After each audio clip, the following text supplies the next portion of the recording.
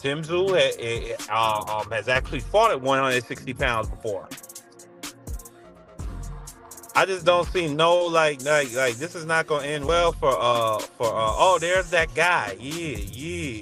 Yeah, 503 Lion. Yeah, Yeah, nigga, you see me, nigga, yeah, I came on the show to get at you because I want my money on. I want my money. I want my money. Money. Don't duck me, son. Don't duck me when you see this big fish come take over the Aussie down under. Yeah. What you talking about, Mark? Mark? On the Bobby. Is this 503 or is this Motor Mixologist? Is this Motor Mixologist or is this 503? Hey, this Big Mo, man. I just had to talk to this chump real quick, man. You know what I'm saying? Because he's a hater. He's a hater. Nah, I'm gonna tell you why he's a hater. You see, instead of Marky Dan, and I love Marky Dan, by the way, too. He's a good guy. But instead of Marky Dan coming in here giving Earl Spence credit for fighting a former champion who was just a champion in his last fight, he want to sit up here and talk about, oh, Earl Spence in a fat camp. Oh, Earl Spence been playing soccer with his son. Well, guess what, Marky? Earl Spence is going into the ring with a former champion after being out the ring for 3 whole years. Who in boxing, right here, right now, is doing that? I tell you, Marky Dan, nobody.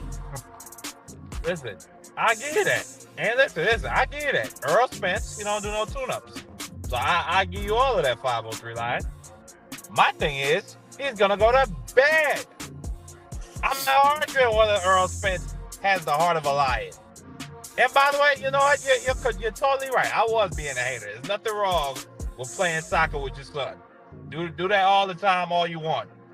The thing I was responding to with that, though, is somebody in the chat, according to the brother KG, or was it Oddfella, has stated that Earl Spence has done no hard sparring for this camp. Now, I can't confirm or deny that, but all I do know is throughout his career, and you could call this hating whatever you want, Earl Spence has had fat camps where he'll come in 180, 190, 200 pounds, and he'll have to focus on getting the weight down specifically for the fight rather than getting in good work or creating tactics or strategizing. Is that not a fact, or am I lying? I just want to know. Nah, you're not lying. You're not lying. Okay. That's all I'm saying. I'm speaking facts. I think this all goes into. See, Marky. See. Now I gotta chop and screw you, Marky, because you're coming up in here. You're being a hater, hating on the big fish, hating on Texas, and see, look what didn't happen to you. You done froze up. And I ain't talking about no Johnny Dang or no Iceman Nick. Get your Wi-Fi together, chump. Why you being a hater? You can't hear me? I got you, homie. Oh, goddamn. You're saying, baby, don't chop me. Baby, don't screw me. You sounded like T-Pain over there, man. Auto-tune. And see, I got you, homie. And salute to my big brother, KG. Oddfella, my big brothers. Nah, hold on, Marky Dan, you can't come back in after you then got froze up, man. You gotta wait now. Cause you've been on here hating, and I was in my car. I'm listening to you. I text KG. I said, man, you should have told me you was doing the show. I could have came on here and shot at Marky and got him up out of here earlier. You know what I'm saying? But see, he ain't tell me. See, because K, he real smooth, and you know what I'm saying? You gotta watch KG, you know what I'm saying? But let me say this, bro. In response to what the homie Marky is saying, and I love Marky. How much money are we betting? Because I want smoke 50. With you. I want smoke, brother. We got a friendly 50. Listen. Earl Spence don't need a motherfucking a full camp for no Tim Tszyu, man. We talking about Tim Tszyu. We ain't talking about Boots Ennis. We ain't talking about Mel Charlo. We ain't talking about Fundora. I even throw Keith Thurman up in there. We're talking about Tim Tszyu. And don't get me wrong, Tim Tszyu is a decent fighter, but he's not on the level of Errol Spence Jr. And it's funny because I was just listening to the face-off that they had hosted by Green Peppermint Sean Porter. Right? Tim Tszyu is a fan. He's in awe of Errol Spence. Errol Spence is in Australia getting more love than Tim Tszyu. He all at the soccer games with the white women. Say, are you gonna win? Oh, Errol. He didn't walk in his trap and took over his trap. Is you not seeing this, Marky? What is we talking about? I am. Listen, man. The best thing Errol Spence could have did for his career, Brody, and I'm gonna be real with you, is get on I-45 South. You know what I-45 South is? That's coming to Houston. I-45 South. He headed to H-Town. That's the best thing he could have did. And when he ain't lying. When he got to H-Town, he went to go see the real sensei, the real boxing guru, in Ronnie Shields, the legendary, the GOAT, who happens to have a house full of dogs, a house full of lions, who's trained the best of the best. Vernon Forrest, Mike Tyson, legends. See what I'm saying?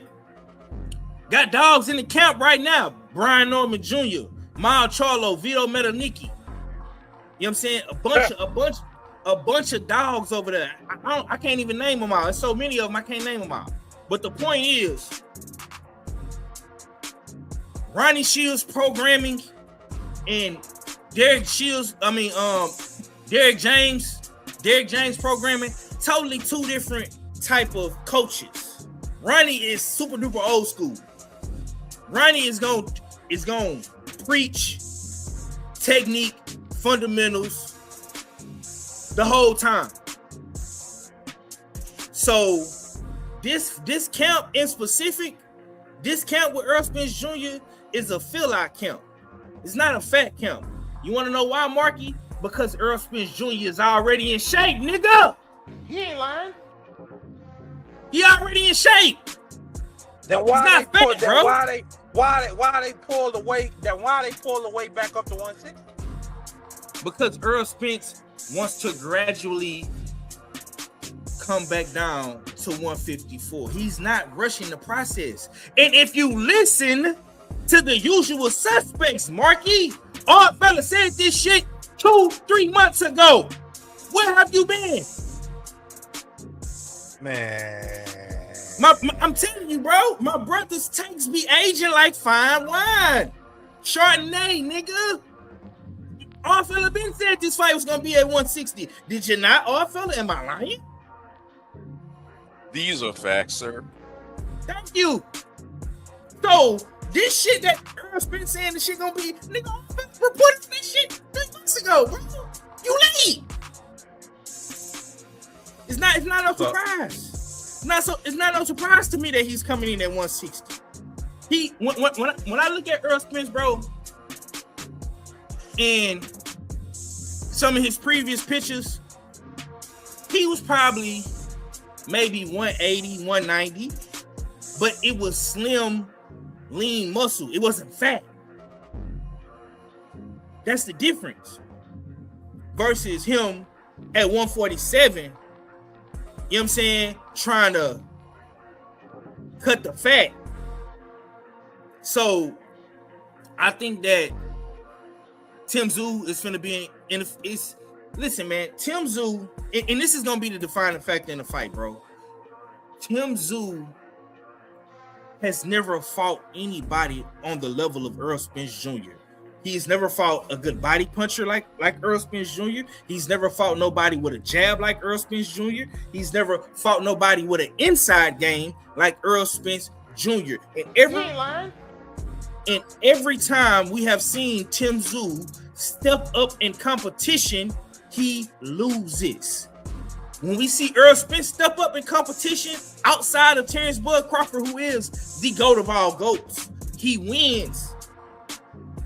Fat camp or not, that's the difference in Earl Spence Jr., bro.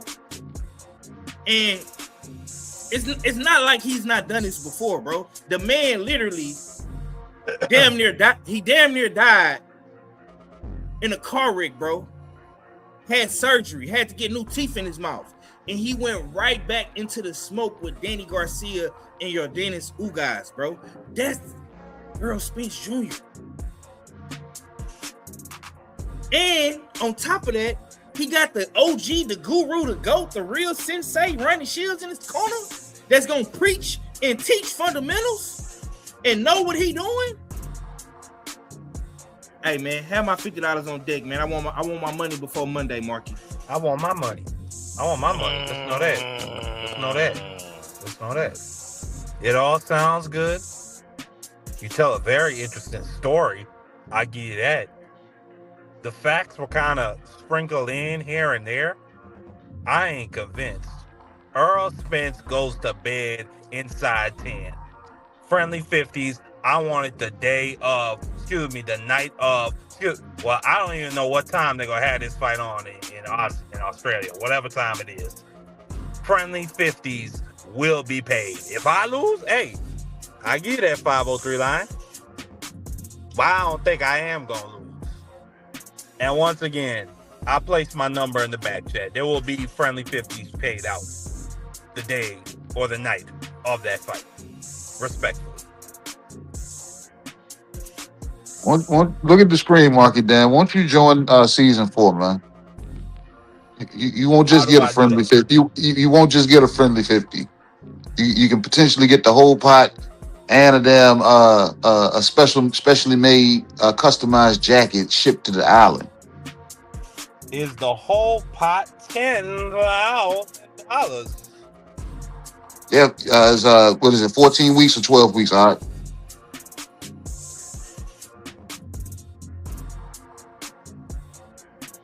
Yeah, 14 weeks. 14 weeks of picks.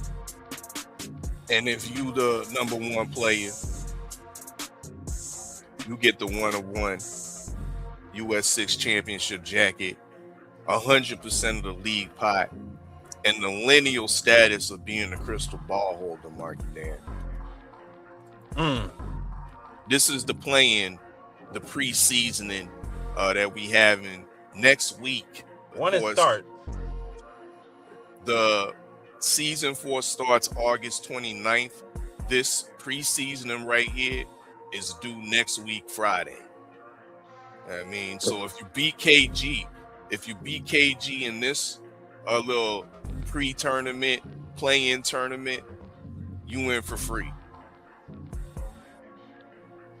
Well, I'll definitely look into it. What's the prize? What's the total pot? It all depends on how many active players are going to be playing. So if we got 20 people, $15 a head, do the math. Okay. That's how it goes down. So for any of y'all viewers that are interested in getting in the dopest fight league, fight pool, we don't pick those bullshit fights, only championship fights and important divisional matchups on a weekly basis for 14 weeks straight. That mean come on and join in. The discussion in the group chat, in the league chat, is second to none in the dig. So more information on usualsuspect6.com.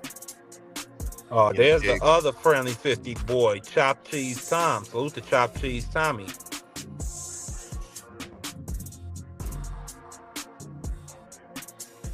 Indeed. Mm-hmm. Big up to TD Sports. Y'all know what it is. Y'all definitely know.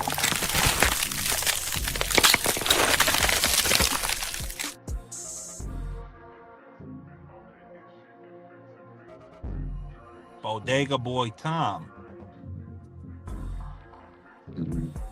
So what else? What else you got, Marky Dan? What else you want on the menu? You cooked on this Aero Spence. You got you got the $50 bet going with Mixologist 503. Main thing else you got to taste for before we have to kick you off the mic and possibly charge you with swine, my brother. Whoa.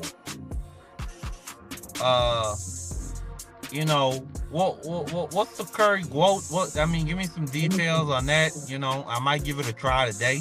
I usually pass on it, but yeah, what's that about? What's happening with the? Well, it's not the curry quote no more. It's the quote roti. Oh, excuse me, the quote roti. As we tried to emphasize the KG earlier. We trying to pack her on up and roll her on out, Marky Dan. Because how can you be the face of boxing? 503, listen. How can you be the female face of boxing? And you out here with your tin cup asking for sponsorships on Instagram. You know what I mean? Damn. Got a blank slate of your boxing kit. But Coulda Win Records ain't on there, no patch. Salida Promotion ain't on there, no patch. Zeus ain't got a patch neither. What is we doing? What else we doing out here buskering out in the Instagram streets talking about, for a limited time only, I got limited spots for sponsorships when you the face of female boxing. Hold up, let me last time I checked, Amanda Serrano is out here getting sponsored by TikTok. Damn. So what is we doing? I mean, we gotta pack that quote up, you know what I mean, and roll her on out. Cause Salida ain't shit and Coulda Win Records ain't shit. Well, firstly, condolences to Clarissa, because I heard that her grandmother just passed away, so condolences to her. Damn, that's kind of shocking. I ain't gonna lie. But then again, I mean, you know, politicians, they got websites, you know. You want to throw $20 their way? I mean, they got websites for that, so why shouldn't Clarissa do it? You know? Yeah, fella, somebody hit the DJ table, man. Can y'all hear me? Nah, I said somebody bumped the DJ table, fella. You know what I'm saying? Yeah. Okay, but... yeah, but go ahead. Do you think? Yeah, keep. It's I don't know. It's kind of, you know, it's kind of sick to me, you know, that people taking shots at Clarissa. I mean, shoot, why shouldn't she just ask people to donate? I mean, why not? You want to donate? Shoot, you want to send $20 my way? I'll take it. What? Bro, what are you talking about, man? I don't know, but you want to know why? You want to know why they? You want to know why? Because Marky Dan, you want to know why they doing what they doing right now? What? It's because they don't like the quote. They don't. Yeah. And I sometimes listen with the curry quote or the quote roti, it goes straight through me. I don't like it too much either sometimes. But I'll say this, I mean, one of the reasons she probably not getting sponsorships like Amanda Serrano. Amanda Serrano is married with kids. Clarissa Shields is with somebody's husband. So there's that. People probably don't want to be attached to that. Somebody who just so forthright and open with that type of stuff. And then, I mean, it's the other fact that Clarissa is a loudmouth dark girl. Yo, the sign is real simple, B. It says wrap it up. Wrap that shit up, B. And then Amanda, and I know KG and Oddfella, they hate when I talk about the plight of black women. I'm sorry. I know y'all hate it. What? Y'all telling me wrap it up. I'm just speaking facts on what's going on with Clarissa. But listen, Bro, I already warned you about swine violations. Don't be hogging the mic. Go ahead, Mark. Oh, yeah. Okay, well, Chop Cheese Tom is telling me that I'm wrong. Amanda is not married with kids. Well, shoot, she's not with somebody's husband. I know that. But I don't know. God bless Clarissa the Quote Shields. You know, if you want to send her $20, go ahead and send her $20. If not, then hey,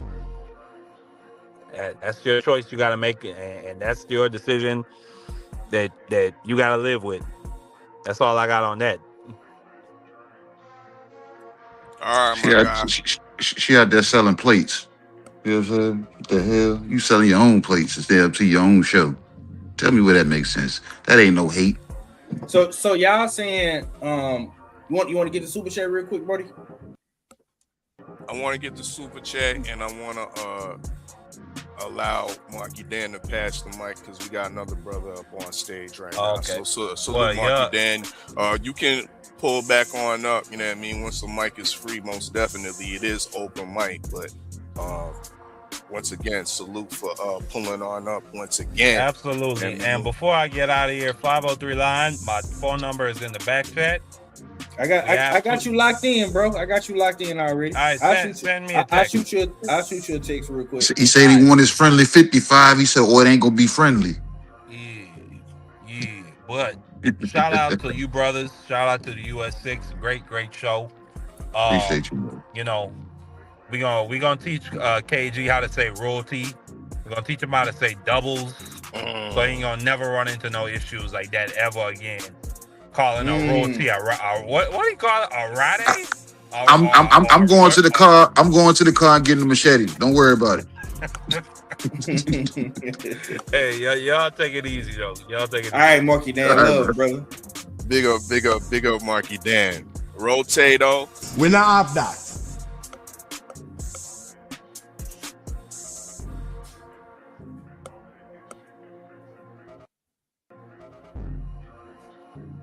Indeed. We got TD Sports Talk. You know what I mean? VIP in the lounge. Before we get to TD, big up Big Dog Willie. You know what I mean? The TWT says salute Thomas and Chad. We're the salutes for the hosts. We're the salutes for the master mixologist 503 Lion. But we salute you for the super chat. Yes, indeed. You know what I mean? Once again, the link will be in the chat. This is the US6 Open Mic Lounge. You know what I mean? You can definitely click the link in the chat, step on stage, spit your game, talk your shit. TD, it's your time. Go ahead, my brother. Yo, what's good, everybody? Marky Dan up here talking crazy, man. I mean, spitting out false narratives and Amanda Serrano married with kids. Like, where he got that from? All I know is KG mentioned it a few times. Hopefully, I could borrow that machete when Earl Spence wins, so I could collect my money also after Earl Spence wins. Because Marky Dan, he got a few friendly 50s he's gonna have to pay up, so we might need that machete to go and collect. You know what I'm saying? So hopefully KG can borrow that. You know what I mean? And I'll pass it over to 503 after. You know what I'm saying? So, but how's everybody doing? Just wanted to come up and say what's up to everybody. I haven't really been active lately. You know what I'm saying? So I figured come up here, salute to Big Dog Willie. You got to salute the host, man, KG and Oddfella. You know what I mean? But I appreciate it. Definitely appreciate the love. But yeah, man, let's get into this menu, man. There's a lot of things I can. What's up, Tommy? We miss you, man. Where you been, man? You been hiding in the slums of the Bronx, man. Turncoat Tommy's been hiding. Yeah, man. I was finna send my people from High Bridge to come get you, man. What's going on? Nah, don't do that. Don't do that. You'll never see me again. Nah, man. I've been busy and just been trying to falling back a little bit. A lot of things going on. A lot of craziness on this internet. You know what I'm saying? A lot of stuff. I see. People moving funny. What do you mean by that? I gotta learn to just not pay attention to it. I mean, it's not that easy, you know what I'm saying? But I think that's one of my weaknesses. I gotta learn not to pay attention to the buffoonery and the false narratives that are being spit out here. But so I figure I'll counteract on this show, you know what I'm saying, open mic, and we could start off. I think the menu, if I've heard, because I've heard from the beginning, but I've been occupied. If I heard, one of the things on the menu had to do with Devin Haney and the video, right, that he leaked. Am I mistaken? Because I want to start with that. Indeed. I mean, the heavy work on the heavy bag. I mean, I will add, the heavy bag did have a top rank symbol on it. How is this breaking news? Why are we talking about it? Why are we talking about it? Why are we talking about a heavy bag and a nigga getting on the scale with no fight? It's a breaking subliminal message, 503. It's a breaking subliminal message, 503. Did you not see the top rank symbol? Could we lead to believe, are we being led to believe that Keyshawn, a top rank fighter, might be the next opponent? The way he was working that heavy bag with such veracity, I mean, that looks like he's once again going in to fight a fighter of Keyshawn style profile. Heavy bags don't punch back, or and everybody goes to the top ranked gym in Vegas, man. That's the numero uno hangout spot for boxers to go train. Everybody goes up in that motherfucker. Oh, so you over there in Vegas now? Nah, bro. But if you watch everybody videos, which I know you do, because you're a boxing fan and a content creator just like myself, everybody be in that gym, bro. That's the hangout spot. Like Shakur and all his crew. Yeah, shit, everybody be at that joint. Man, Keyshawn them train up in that Troy Isley. He ain't even on top rank no more. He still go to that joint. You know what I'm saying? So everybody be up in there, man. He just put out a video today, if I'm not mistaken. Keyshawn top rank. Dev and them said they don't fuck with top rank. They gonna go to that gym and still train there when they got multiple gyms around Vegas that they can go to. It sound like y'all. Ain't they signed to Zuffa? They can go to the Apex and train. Whoa. Okay, hold up. Before you get in, because it's your mic, it's your mic, TD. It is TD mic, and I just wanted to throw that out there. It's okay. No. This is a good discussion. Go ahead, read that. No, I just want to ask who signed the Zuffa? Read that TD. Go ahead, read that super chat and get into your tape. Okay. Yo, salute to Marky Dan. You know, my island boyfriend over here. He says the chopped cheesiest. Pause. Boy, bodega. Your boyfriend? Bandit, the submarine sandwich destroyer, best known as Chopped Cheese Boy Tom. Thank you, Marky Dan. I appreciate all the AKAs you have given me, aside with Turncoat Tommy and TD Sports Talks and Tommy. I appreciate that, Marky Dan. Thank you. Salute to you. What's with all his references to sandwiches and meat? Because I'm from the Bronx and I guess the chopped cheese and he just been, I don't know. I honestly don't get it. But yeah, when you be talking to Marky Dan, you be in the bodega getting the chopped cheese. I don't. We're not off that.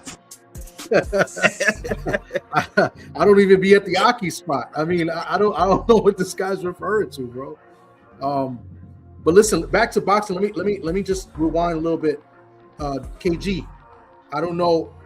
I just trying to understand something. Did you say that somebody signed with Zuffa? Who was that you were referring to?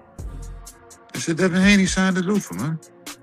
According to who? According to what source? Did 78 Sports TV. Yeah. 78 Sports TV. We back ran into a corner on Monday on the Beltway. 503. Hold on. Hey. Marky, what are you doing? What are you doing? What's going on here? I just want to say hard pause on what this nigga Tommy said earlier. That's all I wanted to say. Take it easy. What's wrong with this guy? Do me a favor, please. Get out of here. Get out of here, man. Shit, I'm saying.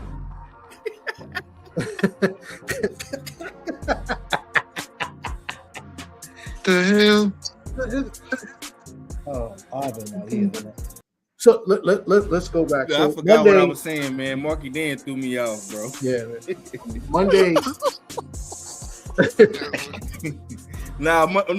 Monday we was on the show with Red, and 78 Sports came on now, and Destiny Black, and according to 78, he said that Devin Debo Haney is signed to Zuffa. That's what he told us. Okay, I haven't heard anything, so shout out to him. I did watch the show on Monday. I saw that Cadillac Grad got some reinforcements over there to help him out, but whatever, we're not here to talk about that. But yeah, so if Devin Haney is signed to Zuffa, right? Because from my math and from my recollection and from my history of the internet and stuff, it's been, I'm gonna tell you right now, and you could correct me if I'm wrong, but I do my research and I wrote these down for a reason.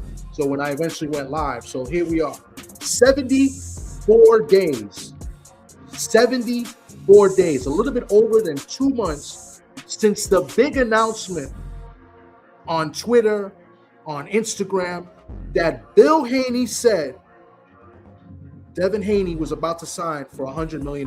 Not in those words, but he was hinting that $100 million contract was going to be signed by with DHP promotion or whatever the case may be. 74 days. So you guys were saying that he's officially signed according to 78. Shout out to them. But in my recollection, 74 days, and we haven't got an announcement from Zuffa. But I did see last week or earlier this week, I can't even see. This is where I'm off because it's recent, so it's still fresh. I did see Shakur sign. I did see Shakur kind of say this is the direction he's going to go as far as legacy, as far as fights. He's signing to Zuffa, and he's established there. We're just waiting for, his announcement for who he's going to fight. There's been back and forth with him and Devin on Twitter, but if I'm not mistaken, also let's do some more history, some more math. 238 days since Devin Haney's last fight. That's roughly 7 months, almost 8 months, right? We've got 7 months and 20-something days. That's about 34 weeks since Devin Haney has been active. There's 365 days in a year for those that didn't go to school. 238 days since Devin Haney has not been in the ring. But yet, the bag, I just saw a video of him saying he's on weight. He's 155 pounds. Salute to Devin Haney. He looks in phenomenal shape. He lives a clean lifestyle. Salute to him. Always in shape. But my question to the fans, my question to the people that are, reporting this, him signing to Zuffa, is when are we going to see a arguably top 5, top 3, maybe number 1 pound for pound guy get back into the ring? That's what I'm concerned with. All we get is talks of we're going to fight him. We want to fight him. When are we going to get an agreement with him and Keyshawn Davis, who was just put as number 1 as the mandatory? When is that going to happen? There is no motion from DHP as far as getting in the ring. You could take this as hatred. You could take this me being a hater. You could take this as me, not liking Dev, or take this to me being harsh. These are the facts. The facts are the guy is not active. The guy needs a big name to get a big check. This is a fact. Because if it wasn't, then he could afford anybody in the top 10 already as a volunteer. He needs the big names. That's why he's calling out Shakur, he's calling out Keyshawn. Call Shakur a duck all you want. Call Keyshawn a duck. Call all these fighters ducks if you want. The bottom line is this. You are not active. And you are not trying to make any fights because there's no money behind you right now unless it's a big name dance party. And I don't think there's enough money in that Keyshawn Davis fight because Keyshawn Davis is not a big enough name to get the money that you desire. And that may not be a fact. That may be a strong opinion. But I submit to the panel right now that's up here to see, what's their take on what I just said, just so, we get a little bit more clarity of what's going on, because I don't want to sound like I'm a hater or anything like that. But we do see video of Devin Haney in phenomenal shape, looking good, hitting that punching bag, looking good. But the only recollection I got of Devin Haney is this last fight with Brian Norman, which was 34 weeks ago. So, I mean, if you guys could just help me out with that, I would greatly appreciate that. I got no smoke for that. Oh, boy, thank you for tagging me in, brother. Because let me say this, and this is the King's Plate, Targaryen Tofu by Devin. Right? Let me say this. Devin Haney is one of the most purest boxers of this era. When you think about boxing in this era, the closest thing to Floyd Mayweather, two names come to mind. That's Devin Haney and Shakur Stevenson. The problem with Devin Haney and the DHP fanatics, and I call them fanatics because Bill Haney has used his platform to spread narratives and propaganda. Now, don't get me wrong. I like Bill Haney. I like Devin Haney. But the fans, the fanatics of Devin Haney make me cringe a little bit because it's nobody out here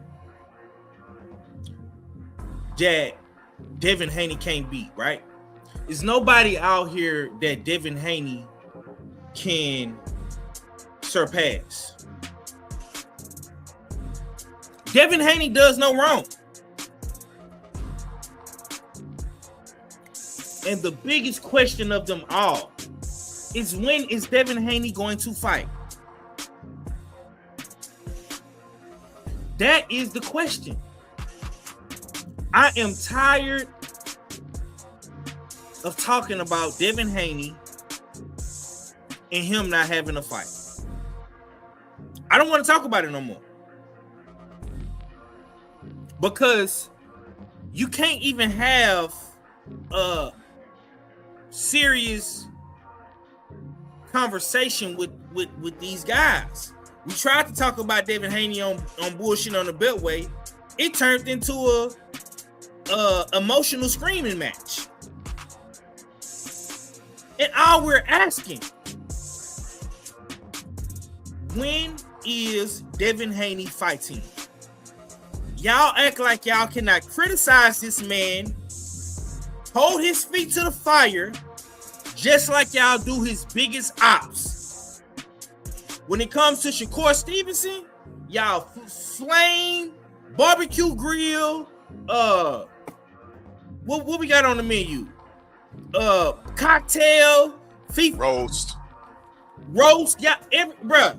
Shakur, Tank, motherfucking Africa, Hitchison's, you know what I'm saying?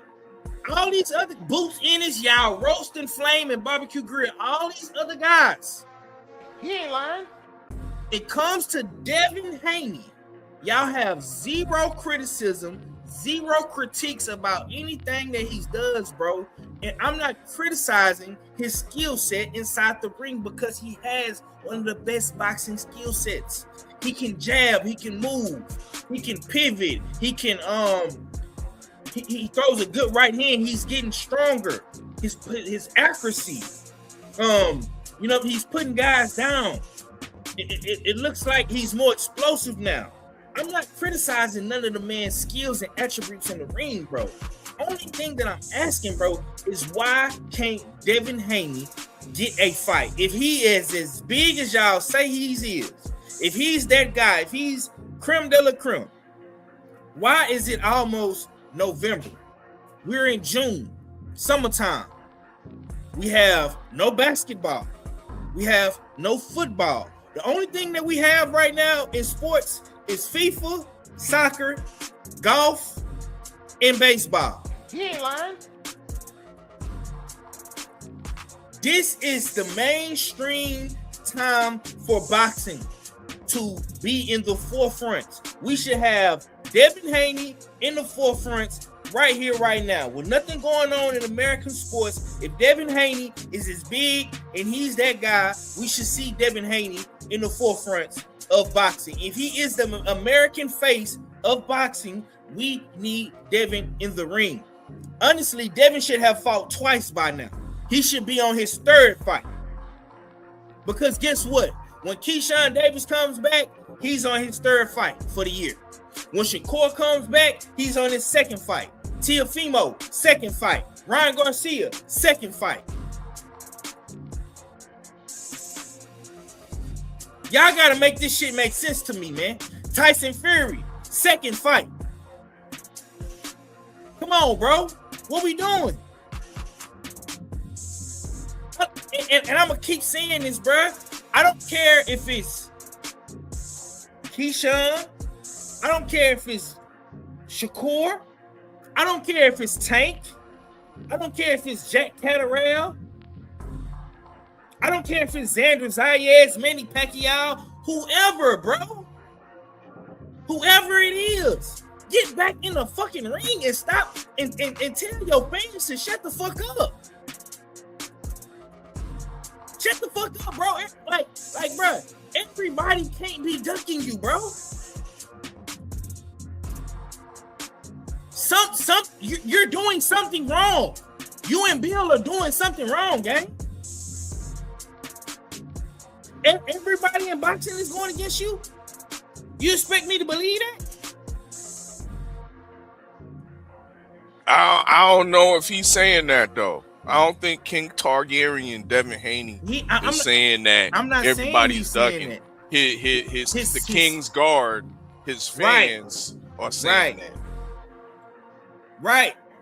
That's what I'm saying, bro. Dev rarely says anything. So just like when he posted that video of him getting on the scale, getting that Shakur, it went viral because Dev he kind of has a mystique about him.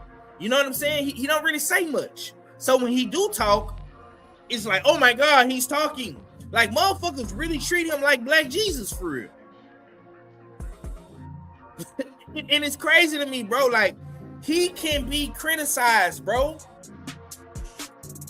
And the biggest criticism of them all right now, bro, is the inactivity in all of the social media negotiations that y'all are doing. It's not working. Get the super chat, bro. That's all I got. Oh yeah, you can run that. You've been cooking nicely. I mean, mixologist 503 line. Go ahead. Oh, okay.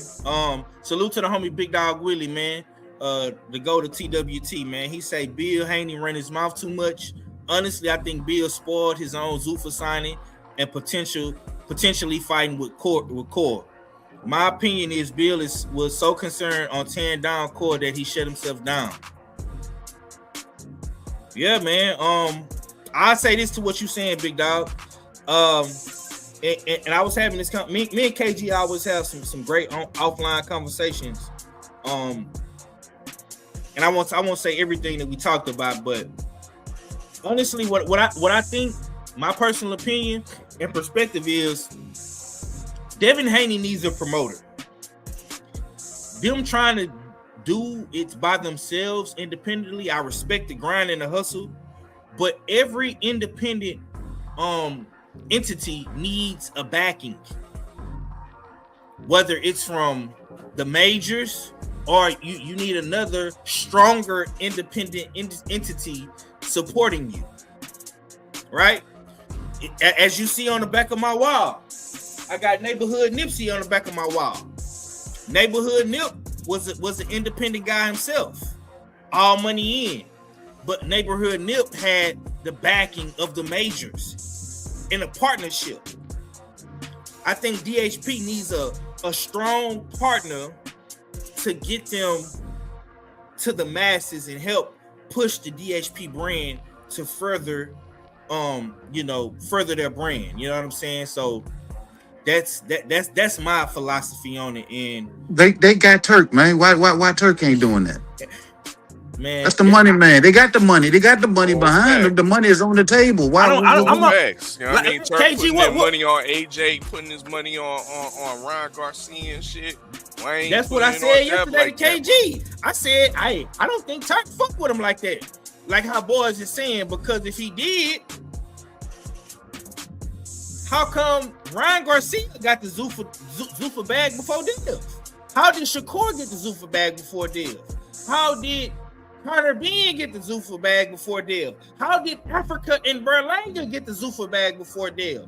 How did Tyson Fury and AJ get the bag before Div in 2026, bro? And these are valid questions. This is not hating. I'm not hating on Devin. I have questions. This is what I want to know.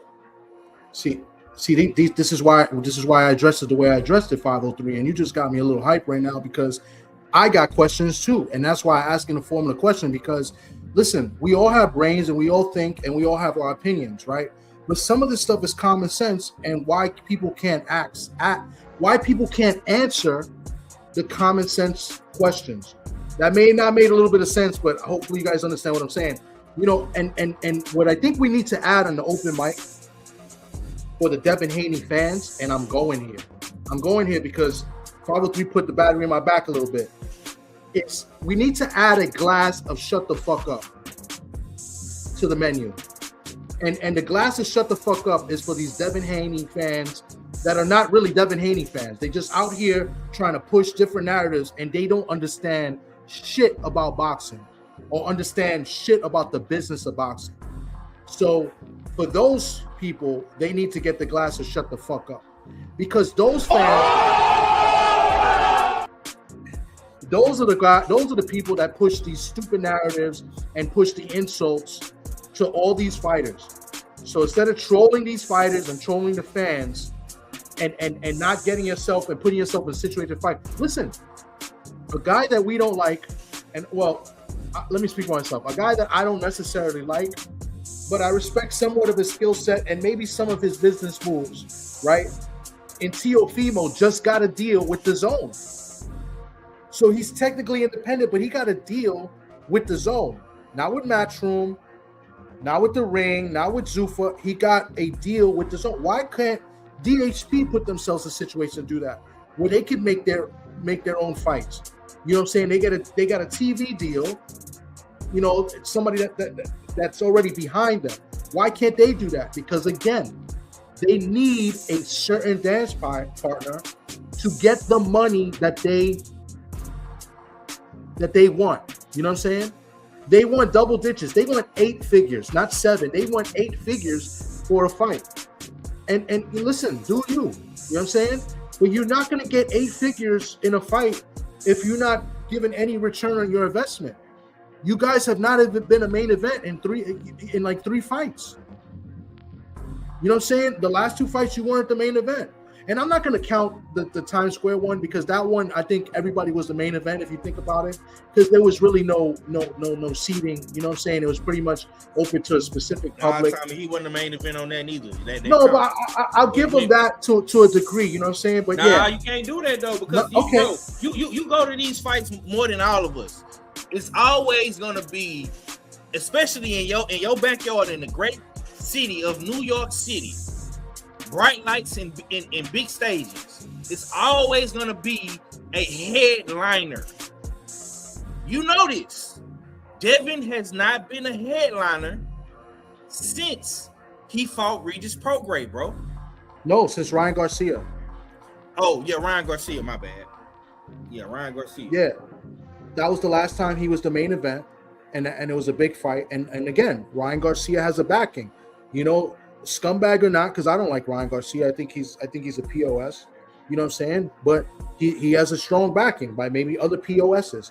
At the end of the day, he sells tickets, right? So they in my opinion, this is opinions. So nobody come at me saying I'm a hater or whatever.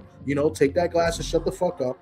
In my opinion, they need a big name to get the 8 figures that they require, that they want. You know what I'm saying?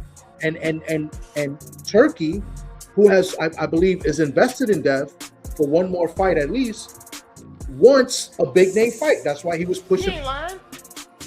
He's pushing for Ryan Garcia. They could care less about the Keyshawn Davis fight. You know what I'm saying? They're not going to pay him no 11, 12 million for Keyshawn Davis. You know what I'm saying? This is just this. It's my opinion, but it's borderline facts too, bro. You know what I'm saying? Keyshawn Davis is not a big attraction yet. You know what I'm saying? He's still coming up. You know what I'm saying? I think he's a big attraction, but not big enough. He's not a superstar, bro. You're not going to get 8 figures with Keyshawn. And here's another thing for you, Devin Haney. Hold on real quick, Thomas. My bad. I don't mean to cut you off, but the face of boxing is supposed to be the one that creates the stars. Yes. And they can't do it. They can't do it with just his face or his name. That's just the fact, bro. They can't. You need David Benavidez in that main event. Like the last card, bro. That's just what it is. And all the people that are saying that Keyshawn has this contract he won't sign. I don't know if this is true or not. You feel me? I don't know. But all I hear is 25%. They offered Keyshawn 25%. Cool. 25% of what? 25%. Where's that contract from? Yeah, and where is it from? But let's just use a little bit of common sense. 25% of what? Because we know if it goes to the purse bid, what are they going to bid on it? It ain't going to make more than $2.1, $2.5 million. 25% of that. That's 25% of $2 million is $500,000. Meaning Devin gets 1.5 and Keyshawn gets 500,000. So what is this 25% offer that they offer Keyshawn? Why we are not getting the logistics, the numbers? All I hear is 25%. Somebody answer that question. That's what I want to know. Because to me, it doesn't make sense, bro. It really doesn't. And that's all I want to say. But definitely add a tall glass of shut the fuck up. Because I have more to say about these Devin Haney fans that like to push off and call people fatherless or call people, Uncle Toms and stuff like that. I got more. I could go there if I want to. I'm going to save that for another day for you jabronis. I really am. I'm going to save that for you guys for when y'all come at me again. Because some of you guys are phony. Some of you guys like Devin Haney just because other people like Devin Haney. Y'all don't even like him like that. Y'all only like him because other people like him. So I'm ready. I'm with all the smoke. But first, I want to serve the glass of shut the fuck up. That we have to add to the menu. And I'll land my plane.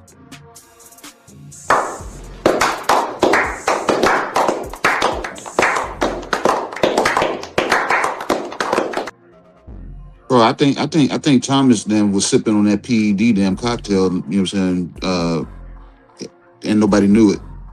Because he having a damn good tape. Damn good damn time. Yeah, we said that about that PED. Did you have a sip of that PED goddamn cocktail, goddamn Thomas? Shit. I might have. You might have, goddamn. Who made it for you? Damn, it was extra egg. It was extra. What I'm coming with. It was extra eggy on top, goddamn it. Shit. The Dominicans out here, you know what I'm saying? They got all the PEDs out here, bro. Extra eggy. I go to the softball leagues or the hardball leagues, and I know they juicing. So these Dominicans out here. Thank you. Shout out to the Dominicans out here in the Grand Concourse. Y'all know what it is. TD Sports Talk. Big up, big up.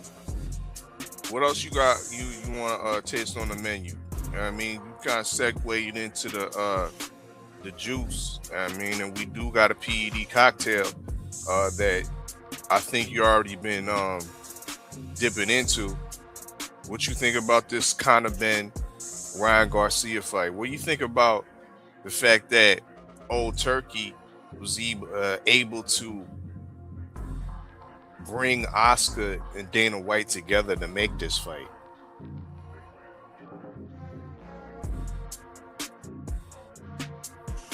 Go ahead, TD.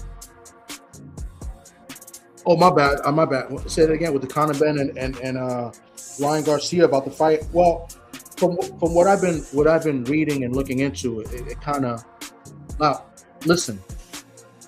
It shows that Zuffa and that Dana White and De La Hoya they could make a fight, but from my understanding, it looks like Dana White had no choice, right? Because Turkey I believe had something aligned with Ryan.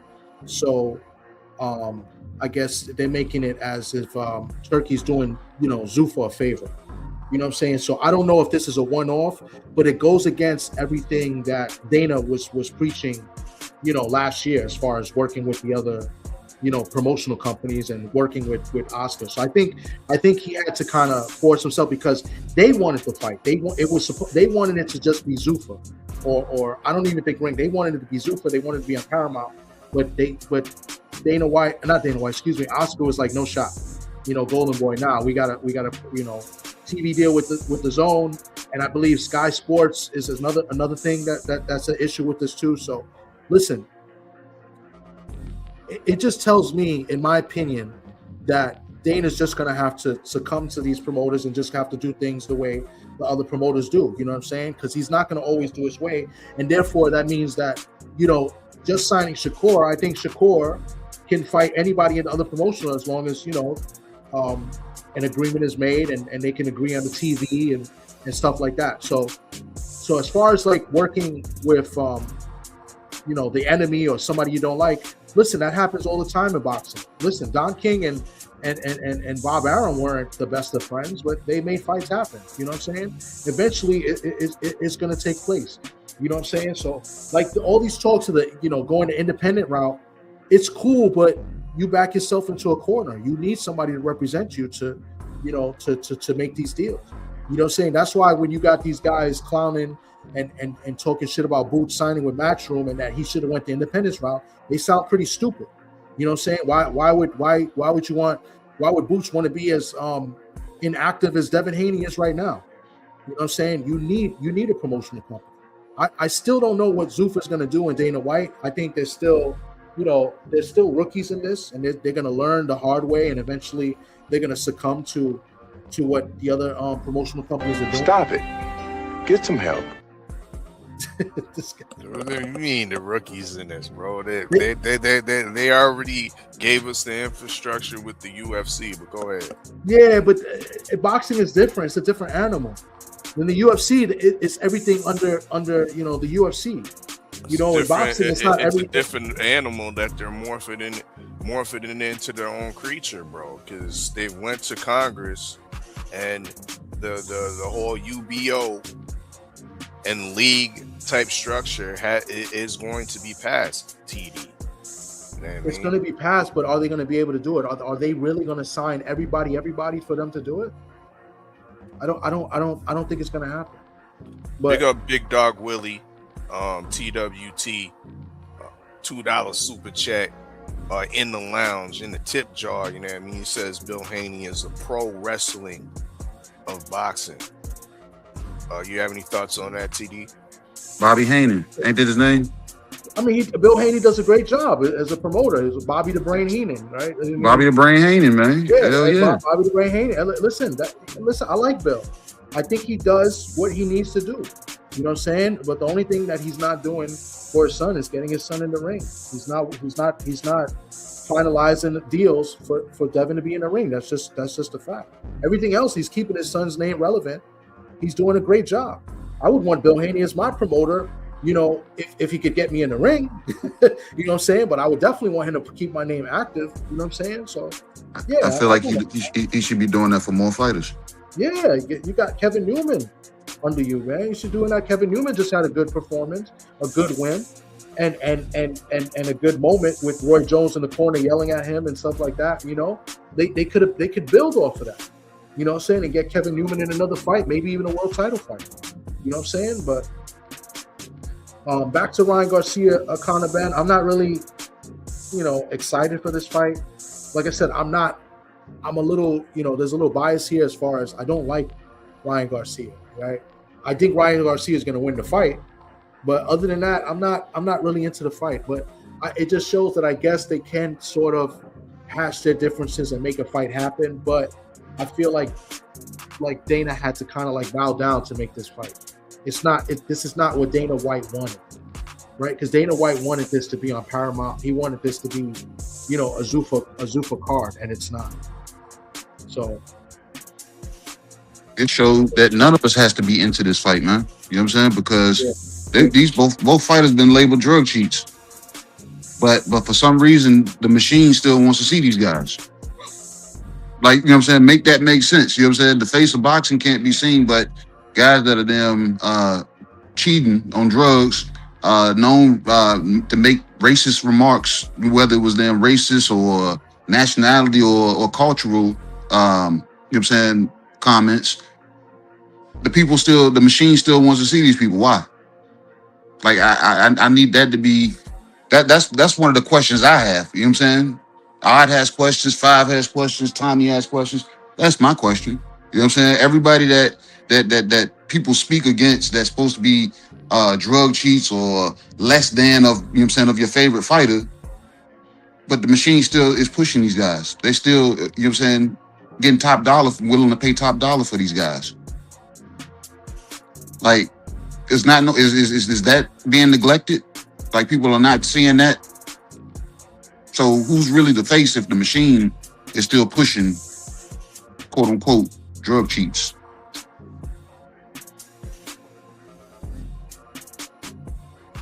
I'll say this. And salute to the chat. Y'all got it popping up in here. Big up dubs in the chat for y'all. I'll say this. As I'm looking on my phone and listening to my brother speak, you know what's going on right now today? Fanatic Fest. You want to know who's at Fanatic Fest? Ryan Garcia and Conor Ben. This is one of the biggest fest of sports entertainment all year in New York. And this is in Tommy's backyard again, right? You have football players, you have basketball players, you have all of the big podcasts, voices of sports entertainment. All these people are at this event. And Ryan Garcia and Conor Ben is at this event promoting their fight, which is going to be a co-promotion, a co-production. Paramount Plus gets the rights in America. DAZN gets the rights in the UK and Ireland. This is big business we talking about here. Millions of dollars for Conor Ben and Ryan Garcia, aka the PED cocktail. If Devin Haney is the face of boxing, why isn't Devin Haney at this Fanatic Fest? Why isn't Devin Haney promoting his fight at the Fanatic Fest? If Turk Al-Sheikh and Devin are really cool, like everybody says they're cool, and that's his guy, why is Turkey constantly putting other people in the forefront for his company and his brand? We see Shakur Stevenson all over social media. He's on Club Shay Shay. He's on ESPN. He's everywhere, right? I see Teofimo and Rolly on the Versace podcast promoting their fight. I see all these different guys, but I don't see no Devin Haney, bro. And this PED cocktail fight is really starting to pull back the covers and really show you what's really going on for real. Because all these guys that I'm talking about are Devin Haney ops. Ryan Garcia probably is the biggest of them all because of the PED cocktail, Ostarine. See, I'm mixing up a whole lot of shit over here. That's why I'm the mixologist. And I got you thinking, I got your mind in the blender in the trends. You see what I'm saying? Show me. Look, you got one guy who likes to take Ostarine, right? You got the other guy who likes to take these special sodium serum eggs. We mixing that all together and you're getting a US6 PED cocktail on Paramount Plus in Zuffa Boxing on Mexican Independence Day weekend. Another big date in boxing. Now that day belongs to who? The Astarine man. Shame. Shame. Shame. Hey, it's a shame, but it's the truth. Look, that's the difference between what other people do and what we do. It's no fanboying over here. I don't care who you like. I see Mag7 in the chat talking his Javante Davis shit. I'm cool with that. Like who you like. But over here, bro, it's the truth. You ain't lying. Whenever Tank Davis comes back, if he comes back in 2027, he is going to shut the internet down. Because Tank Davis has a cult-like following. And I pray for God, bro. I'm going to say this. And I'm going to really fuck you up with this. I pray for the boxing gods on my hands and knees, man. Don't let Tank Davis come back before Devin Haney. What? Bro, what are you talking about, man? I'm about to tell you what I'm talking about. If Devin Haney sits out their entire 2026, Ryan Garcia fights, Tio and Rolly fights, Shakur fights, Keyshawn fights, and then Tank Davis fights.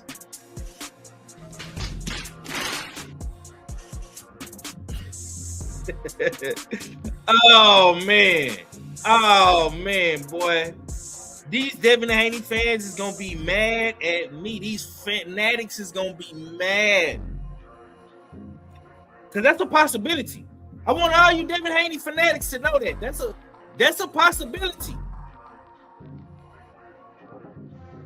Because Shakur already got a fight in the tuck. Keyshawn got a fight in the tuck.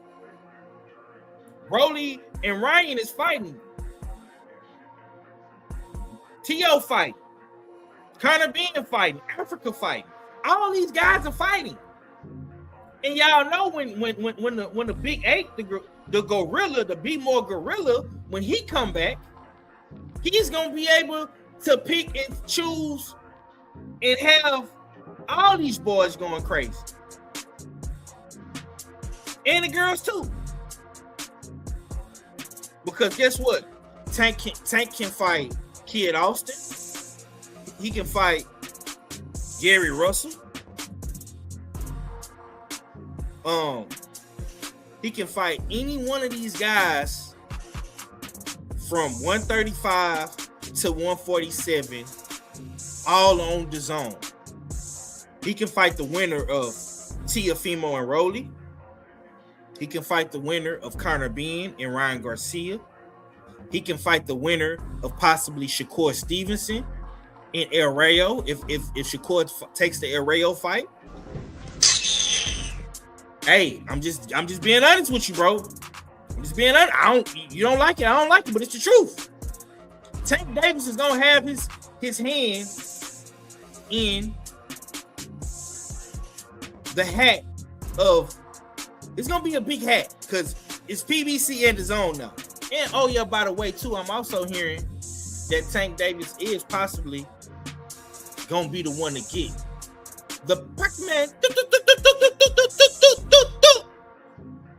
They saying Tank might get the Pac-Man fight. We do not care. Hey, I'm just saying, brother. I'm just saying. Because you do know Devin Haney was trying to get the Pac-Man fight too. You do know. Come on now, dog. Come on, man. Y'all do little know motherfuckers. He bricked at the free throw line on that fight too. DHP bricked at the line for the Manny Pacquiao fight. And Rolly Romero bricked at the at the free throw line for that fight too, man. Tank might be the one to hit.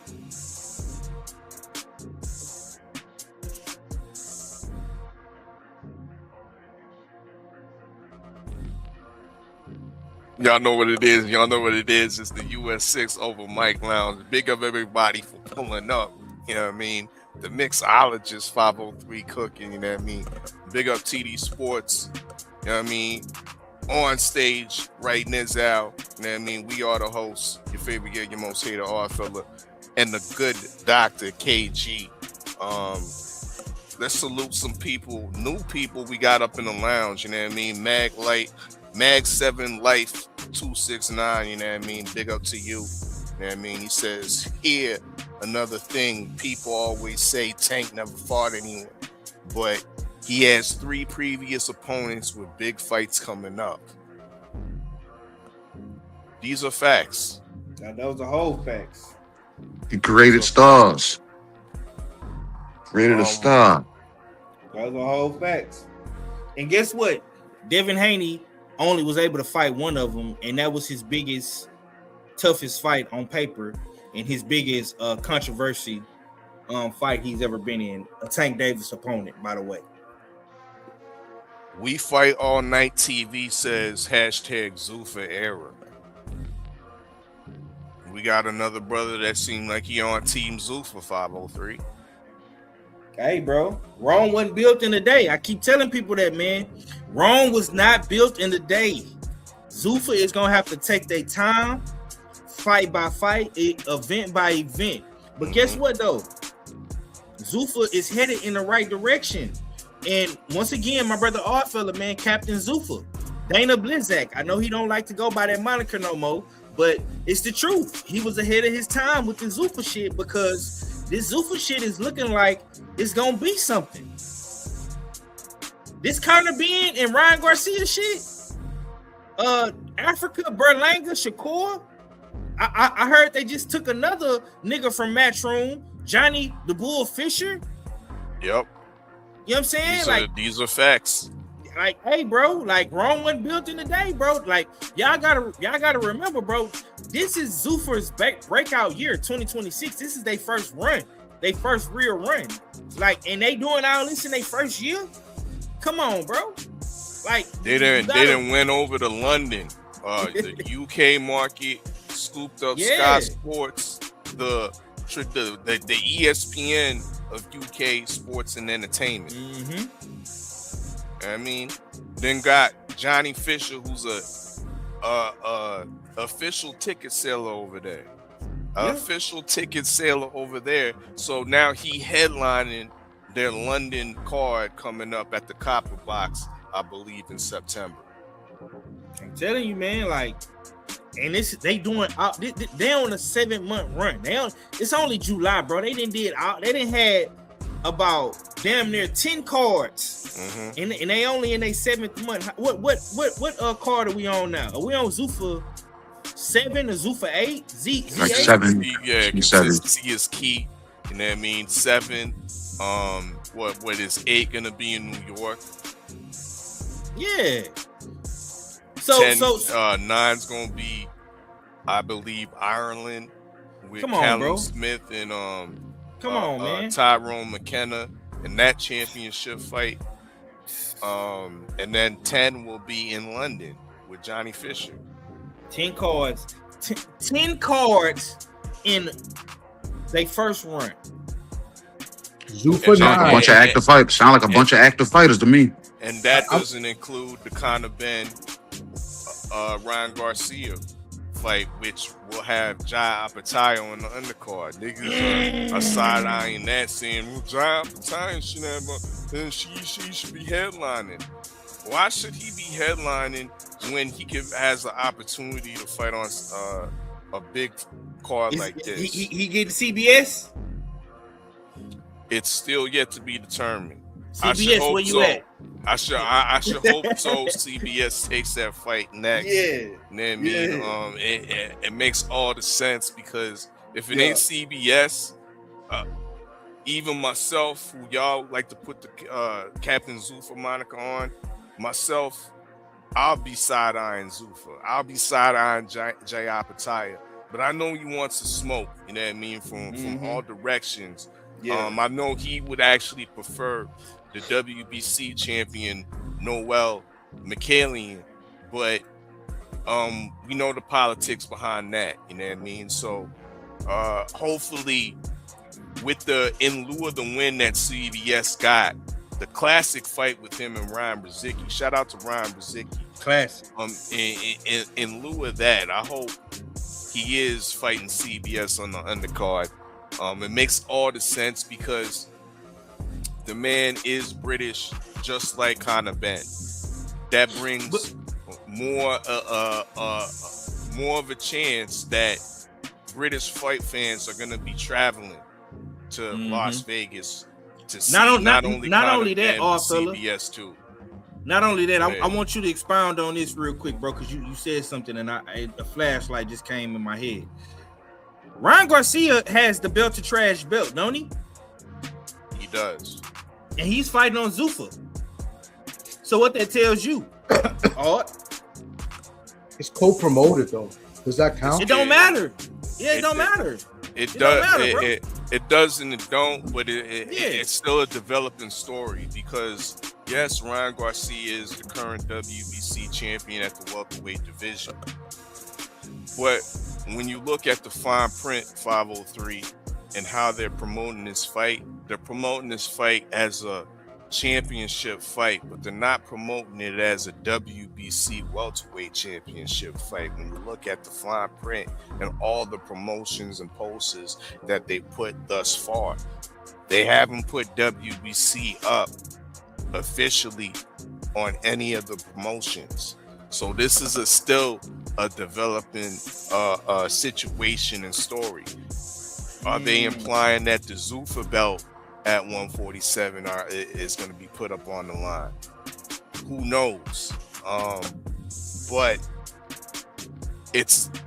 they still haven't officially said that the WBC is on the line. Mauricio Sillyman has not come out with a statement announcing his involvement with this fight, or if there's the possibility of Ryan Garcia getting stripped due to the fact that he's involving himself with Zuffa. Well, right? I don't know if you want to screen share it. I can pull it up real quick. Ryan Garcia is holding. We got a projector. Yeah, hold on. Let me go to the actual video. This is like I say, man. Product placement, promotion, fanatics, right? Hold on. I'll be interested to see what Zuffa 9 does. I'll tell you that much. Hold on. Let me show y'all this real quick if y'all ain't seen this already. Let me show y'all. Y'all see it? Ryan Garcia got that belt in his hand. He's holding it. You know what I'm saying? He got the WBC. Yeah, that's after the fight. You know what I'm saying? So, like I say, man. No, no. What is this at? This is at the fan fest you was talking about? Yeah, this is the Fanatic Fest, bro. Look at all them, bro. Look at all them people up in there. Yeah. You know okay. I mean, yeah. I done told you 503. This is fashion. You know what I mean? And WBC been a fashionable belt for these Mexicans. You know what I mean? That's all that is. They don't cement it and say that when they get in the ring that this belt's gonna be on the line. Right. What we do know is that when you mix a Conor No Honor Ben with a little Riri Garcia, we do know it's gonna be make for a good fight. It's gonna be a make for a good lead up to the fight. I mean, because both of these guys have a personality to them, and they both definitely think they can win. So this is gonna be interesting. It's gonna be a damn good fight, man. I'm not gonna lie, man. I'm not gonna let the DHP fanatics ruin this for me. I'm interested to see the PED cocktail being served. I'm being honest with you, TD. It's Cocktober. The cocktail, mix it up. It's gonna be nice, bro. It's gonna be entertaining, man. It's gonna be entertaining, man. Hey, Hey, man, I pay for Paramount. See, this is the thing between me and them. I pay for this shit. Me and KG talk about this shit all the time. I pay for Paramount Plus monthly. I pay the Zone $50 monthly to get all these fights, bro. I am a paying customer. I want entertainment. But I am also cool with the Devin Haney's, the Shakurs. If they want to come up in there, they want to box, they want to jab, they want to hold and goddamn, dance around the ring and look pretty for 12 rounds. I take that too. I'm not tripping. But shit like this with Ryan and Connor, oh, I want to see a nigga head get knocked off into the front row, laying right on Tommy lap. I want to see that. Yeah. You know what? It's 503. I also pay for the Zone. I also pay for Paramount Plus. Shout out to the Champions League in soccer because that's why I bought it. And next week, Zuffa 9. I'm very close to going to that event, but tickets are way too high for next Sunday, Zuffa 9 in MSG, the theater. It's ridiculous.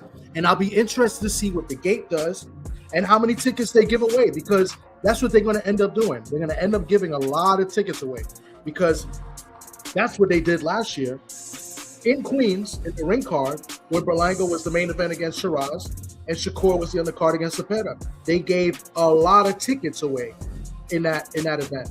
And that fight in a bigger arena in Queens, right? It was an outdoor arena, better seating, right? More seats. The tickets were much better value-wise. Like the prices weren't as high. I didn't sit ringside for that fight. I sat behind ringside, the front row, and I believe I paid $2 and change for those tickets. What do you mean by that? I mean by that is Zuffa next week. Because brother in the chat says they're going for 45 a pop right now. They're going 45 for the last row all the way back in the theater. That's what they're going. They're going as low as $40. They dropped it actually to $40 now, and I think that might be some of the balcony seats too. So in the theater now, I will tell you, I've been to the theater many times, right? It's a good place to watch fights because of the way it's set up. So even back there in the back, it's still pretty good to see a fight back there. There's a couple big screens. It's still pretty good. I like to sit up close. When I went to Hitchenson's and Cambosis, right, last year in June, in the theater match room, the tickets for ringside was less than $400. When I went to Keyshawn Davis, Top Rank, in the theater last February, the tickets were less than $400 ringside. Ringside, which is sold out, by the way, which is probably Zuffa bought all the tickets. Ringside was $2K. $2K. Think about that. $2K for Berlanga against Butler. Now, mind you, the card is pretty decent. Hitchens is on the card. Jalil Hackett against Deverenchenko. I think Otto Wallace on the card. A good friend of mine. Shout out to my friend out of Spanish Harlem. My man Arnold Gonzalez is on the card as well. Shout out to him. The card is pretty decent, but it's not worth $2,000 ringside. The next section, about $700 to sit up there, where usually it's like maybe $200 and change. The ticket prices are not. It's ridiculous, bro. It really is, and they're going to end up giving a lot of tickets away. I promise you that. But we'll see. Only time will tell. We're a week away. Not to justify they pricing, but maybe they feel like they got two New Yorkers on this card, Hitchenson's and Berlanga. Maybe they feel like they can, double up the tickets to the fans. I mean, which is bullshit, but maybe that's their way of thinking with Berlanga being a New Yorker. I think he's headlining, and Africa being a New Yorker, he's the co-main. Well, we'll see, because the Cambosis Hitchens fight last year didn't do too well. They gave away a lot of tickets for that too. A matter of fact, Pablo Valdez, who was supposed to be on the undercard from Brooklyn, gave away a bunch of tickets in that fight, and he ended up not fighting on the card. And I know this as a fact because I know people that are at the fight that I know personally were there for free because they got free tickets. So I don't know if they're going to sell that well. If you look at the tickets now of what's available, there's a bunch of seats available. Mind you, the theater holds up to 5,500. Look, if you go in Ticketmaster now, there's a ton of seats left. The only thing good about it is that what it looks good is that all the ringside have been bought.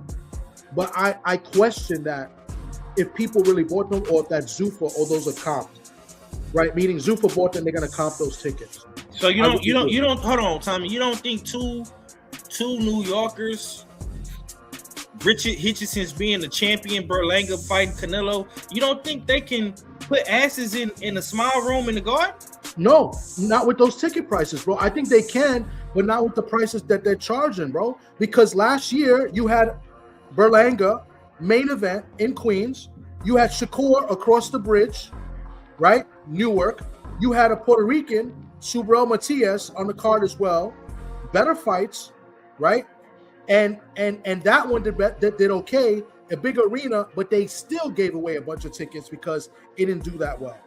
So I don't think Hitchens fighting Solis is something very attractive, and Berlanga coming back against a guy Butler that a lot of people don't know about. I don't know if it's going to do well, and based on what I'm seeing now, in the tickets right now, is a lot of tickets available, and I question if people really bought those ringside seats because, like I said, the Keyshawn Davis fight against Barichick last February pretty much sold out, and there was a lot of people there, and those tickets were like 3 to 4 times cheaper than what Zuffa is charging for ringside. Now, mind you, Keyshawn against Barichick, okay? Barichick, nobody really knows. Keyshawn, whatever. But they did great numbers, bro. So, listen, we're not there yet. We got a week to go. Let's see what happens. But I'll be very intrigued to see how well they do as far as ticket sales, next week. Indeed. I mean, once again, link is in the chat. We're about to close up this brunch buffet. I mean, it's been a dope show, but we're about to close up this brunch buffet probably in the next 5 to 10 minutes in the dig. So this is the opportunity. Link is in the chat. If you want to spit your game, talk your shit, this is your time. Pull on up. You know what I mean? And the mic will be yours. If not, you know what I mean? Y'all know what it is. When you see us, you see us. Exactly. It's been a good one, man. You know what I'm saying? Surprisingly, man. You know what I'm saying? I'm hoping we hit our mark over across the water with the, with the UK people of the world over on that side if they partake. You know what I'm saying? So, but yeah, it was a good one, man. You know what I'm saying? Was able to be up. Motor mixologist was in the building. Tommy came in here sipping PEDs in the back.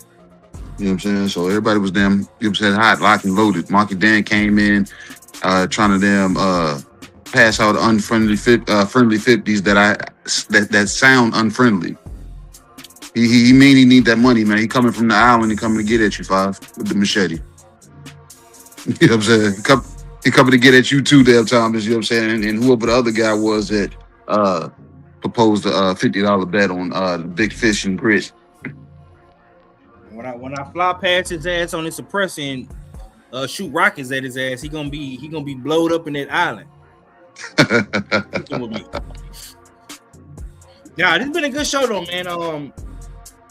I wish Big Bro would have told me he was doing it. You know what I'm saying?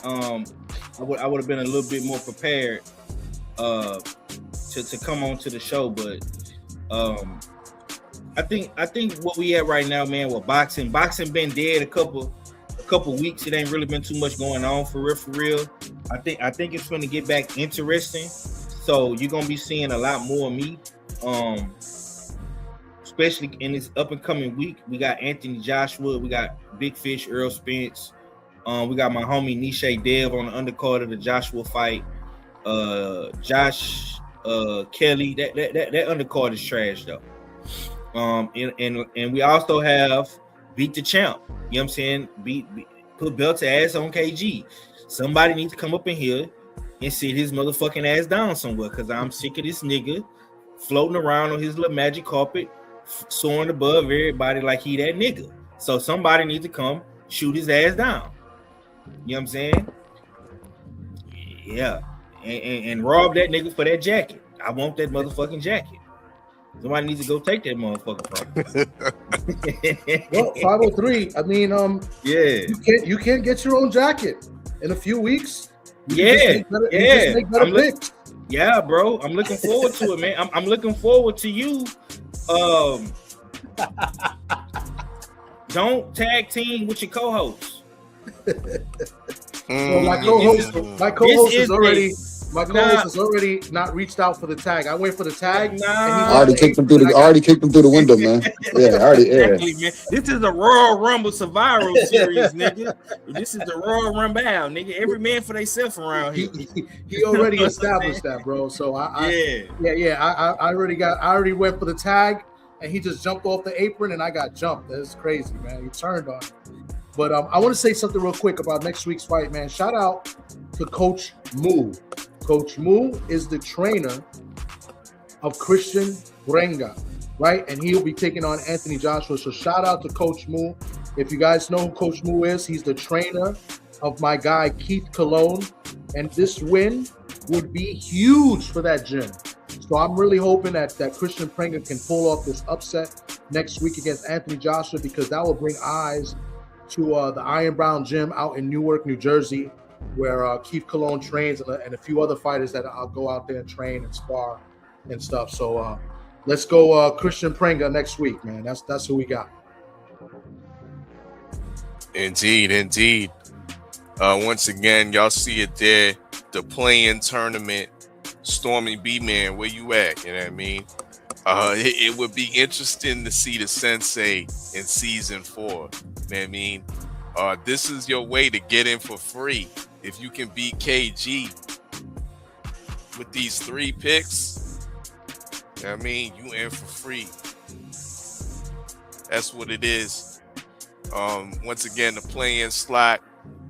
We want to choose the winning outcome, the winning fighter, or if it's a draw, you need to predict if it's a unanimous decision, a split decision, majority decision, a technical decision, or if it's TKO or slash KO. We got Stormy B. Indeed. Welcome to the lounge once again. What's happening, brothers? What's happening? Yes. Hey, man, it's Saturday. I've been everywhere. I was in 78's show, and then the Queen show, and doing stuff around the house, and then catching you guys late. I apologize for my tardiness. Don't hold it against me. But then I heard my name, so I was like, let me pull a Bill Haney. Say your How name you brothers 3 times doing and you today? pull up. That's what's up. We good over here. You know what I mean? Salute, We was Sensei. actually just about to wrap it up. It was last call at the lounge. You know what I mean? Yeah. We had a fulfilling brunch menu. We usually ain't on Saturday afternoons and whatnot, but I said, KG, yeah, let's go ahead and cook them up a brunch menu. You know what I mean? For the people to eat. And a lot of people were taken towards the Targaryen tofu, which is via Devin Haney. And I mean, of course, we saw the video of Devin Haney working that bag, but we still haven't got a video of Devin Haney signing that contract with Dana White and Zuffa. We still haven't got a announcement that we got a Devin Haney fight with either Keyshawn or Shakur or some other fighters. So that's been a hot topic. As well, we got on the menu was the big fish and grit. Not grits, Sensei. You don't get big fish and grits. Just one grit. One grit grain on the plate. You know what I mean? It comes with this dish. You know what I mean? So that's on the menu. And of course, the big fish has touched down over there in Australia. But there's many speculation about the current state of Errol Spence. People are questioning the fact that now the fight's at middleweight at 160. Why he moved, had to adjust the weights from the previous 158 pound. So people are looking into that heavily, coming off the 3-year layoff. A lot of the brothers that have touched down on the mic have said they've got Tim Tszyu winning this fight. So big fish and grit is on the the brunch menu, Stormy B. Of course, we was talking about we got a PED cocktail we serving up this afternoon. You know what I mean? And that comes by way. It got some vodka. That's the vodka base. You know what I mean? And we got of course the Ostarine in it, with mixing on up with some clomiphene on the top, and you got a pretty good fight between Ryan Garcia and Conor. Egg white. OG. Yeah, the clomiphene egg whites on the top, you know what I mean? That foam on the top. Yeah, but you mix that bitch on up and you got a pretty good fight nonetheless. I would love to hear your thoughts before we wrap it on up and close down the lounge. Well, to channel my Jim Kelly, Mr. Williams from Enter the Dragon, I like to eat if I can find something I can keep down. You know, oh man. Let me tell you something, man. Regarding Errol, that brother, he's to be commended because he believes in himself enough that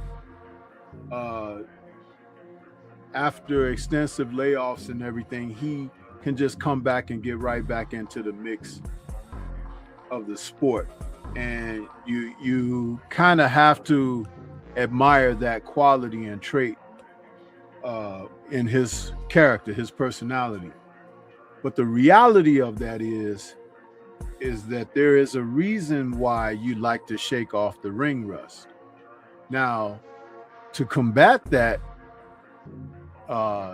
where you don't put yourself in a position to, take the ring rust off, that requires a certain amount of work in the gym, and along with personnel, sparring partners that you bring in that are going to raise the level and quality of what you're doing.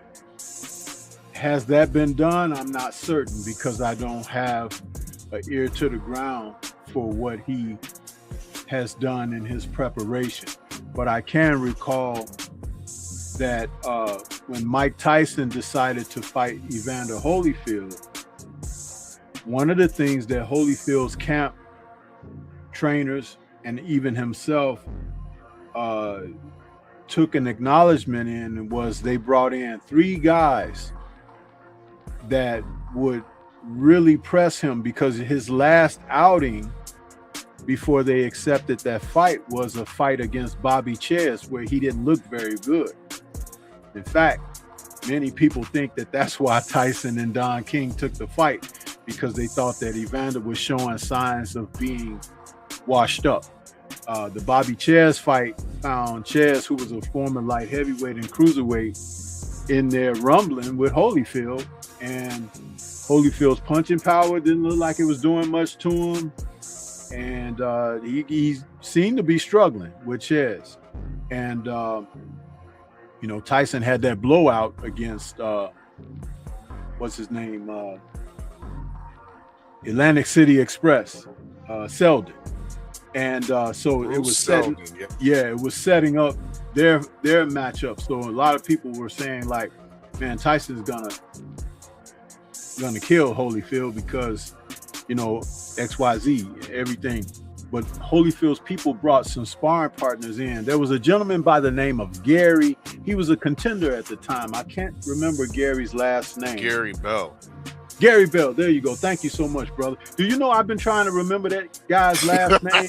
I don't know how I know it. Years. I remember the light-skinned brother. That means you're in the right place, Stormy. You showed up on time. Yeah, right. Thank you so much, Gary Bell. And he never really panned out, but he was a strong young fighter at that time. And David Tua was the other guy that they brought in to prepare Holyfield for Tyson. And not to dwell into that too much, but I wanted to share this little anecdote about it. Tyson always started fast. So Holyfield's trainer, what they devised a plan was, in rotation, they would have these sparring partners come in and fight him in 30-second sequences. The bell would ring, they'd rush out and attack Evander with everything they had and everything.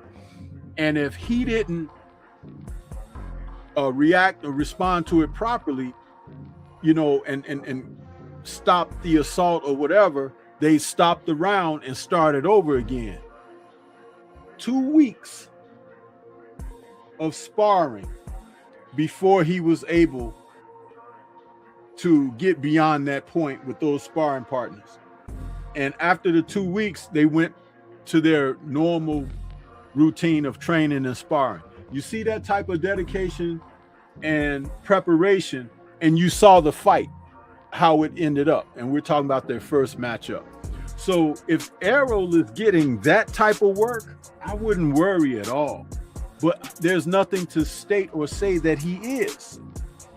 And that is why, even though Tim Tszyu, some of you may think less of him or whatever, but he's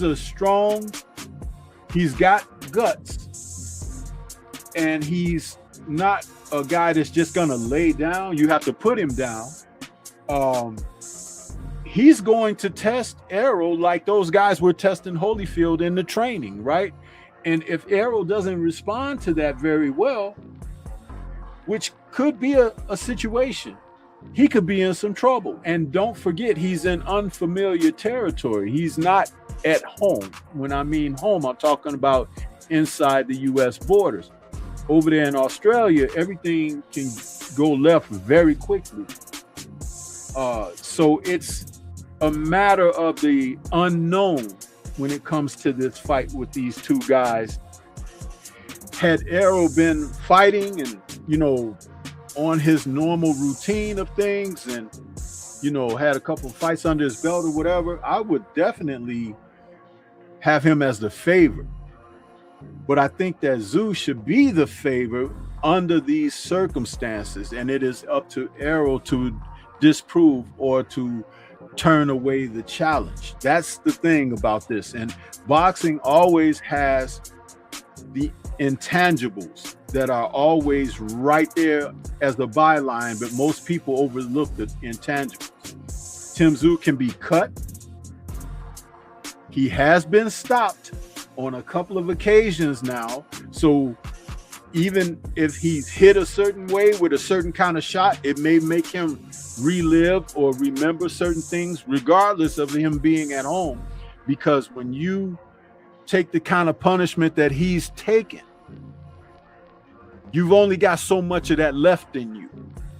Errol has been off for a few years where his body may be back to its strength now. We don't know that yet. Only the trainers and those who have seen him in the gym would know those things.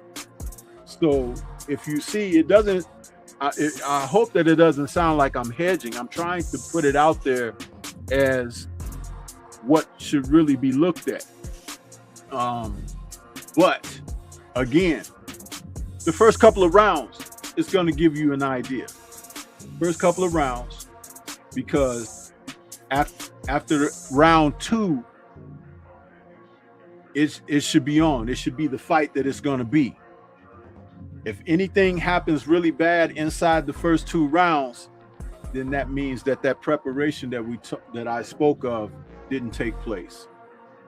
That's regarding that fight between those 2 men. Okay. I mean, that's what's up. You know what I mean? Big up to Stormy B, man. You know what I mean? The sensei for definitely pulling up on us at this brunch edition of the Open Mic Lounge. We actually called your name because we wanted you to play with us. Pause. No, really, in regards to our Usual Suspect 6 fight pool. You know what I mean? We're challenging you to beat the champion, KG. You know what I mean? We have a play-in, kind of a little play-in tournament we're doing. Next week, of course, we got the Spence and the Tszyu fight going down in Australia that you spoke on. Actually, we don't know about this Fulton fight. I heard he's actually having visa issues along with Mal Charlo.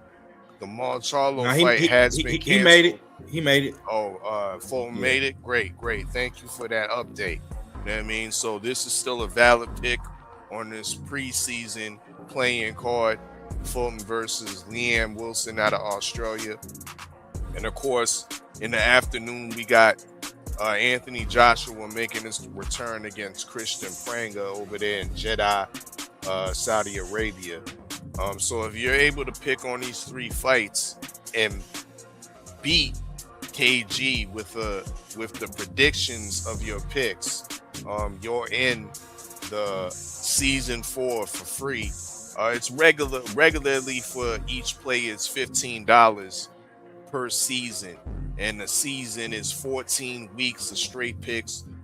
Sensei, we only pick championship fights and important divisional matchups.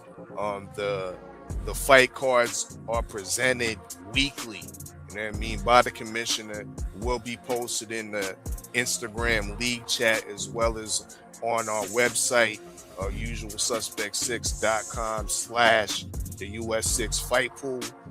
Leaderboards are updated weekly, so you get to see your win-loss records and how many points you got.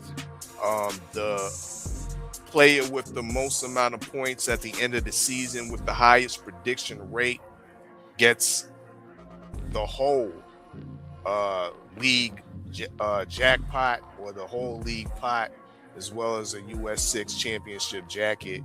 But the free way to enter is beating KG on these picks next week, and we got 3 picks here. So we challenge you, the Sensei. I know you everyday boxing aficionado, so it definitely be interesting to have you definitely up in the fold for this season 4.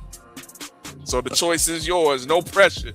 No peer pressure. There's no pressure at all. I'll tell you why. Because all my life I've learned about this sport here. I don't gamble on boxing at all. Not even in something like this. And I'll tell you why. There's so much that goes on behind the scenes that even the most astute studier of the game and sport, you don't have any idea of how the reins of control the sport of boxing. So I'll decline that, but I don't mind coming together with you guys week to week, and offering up, my thoughts or whatever. But I would never, ever, ever put a single solitary dime on the sport of boxing. Tell you a quick story. I've told this before on my own channel. Good friend of mine who was a real big supporter of Roy Jones and Sugar Shane Mosley. He had attended his first fight, and it was a chance to see one of the guys that he supported outside of Mosley and Roy Jones. And he was seated just a few seats away and behind Tommy Hearns. And a guy that they had really thought, he thought was going to win this particular fight. This was back in about 97, 98. The guy got knocked out in 3 rounds. And they was like, man, we didn't see that coming at all, this and that. And he stood up and he was like really distraught. He just knew his guy was going to win and whatnot. And Tommy Hearns came over and put his hands on his shoulder and said, "Did you lose, big bro?" And he said, "Yeah, man." He's like, "I thought my guy had it." He was like, "Listen, let me tell you a little bit of advice. Now, this is coming from the hitman." He was like, "Watch boxing. Love it with all your heart. Keep your money in your pocket."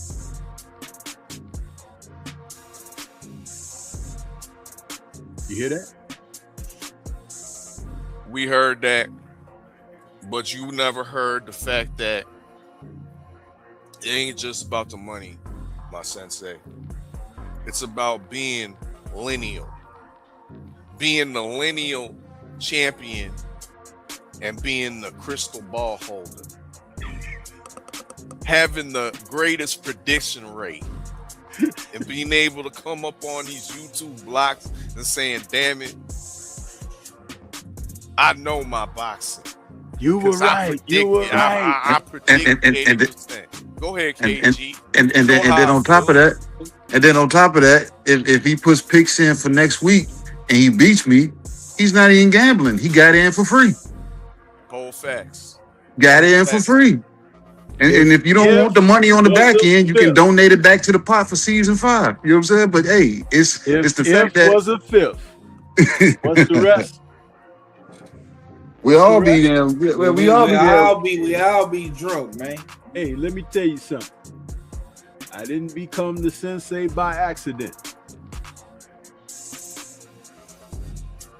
You feel that? What's the only sure thing in life? Death. And taxes. No, death. There are places you can go where you don't have to pay taxes. Okay, so let's end it on this note, Stormy. You don't want to participate in the fight pool. Cool. Give us your picks for next week. Who you got?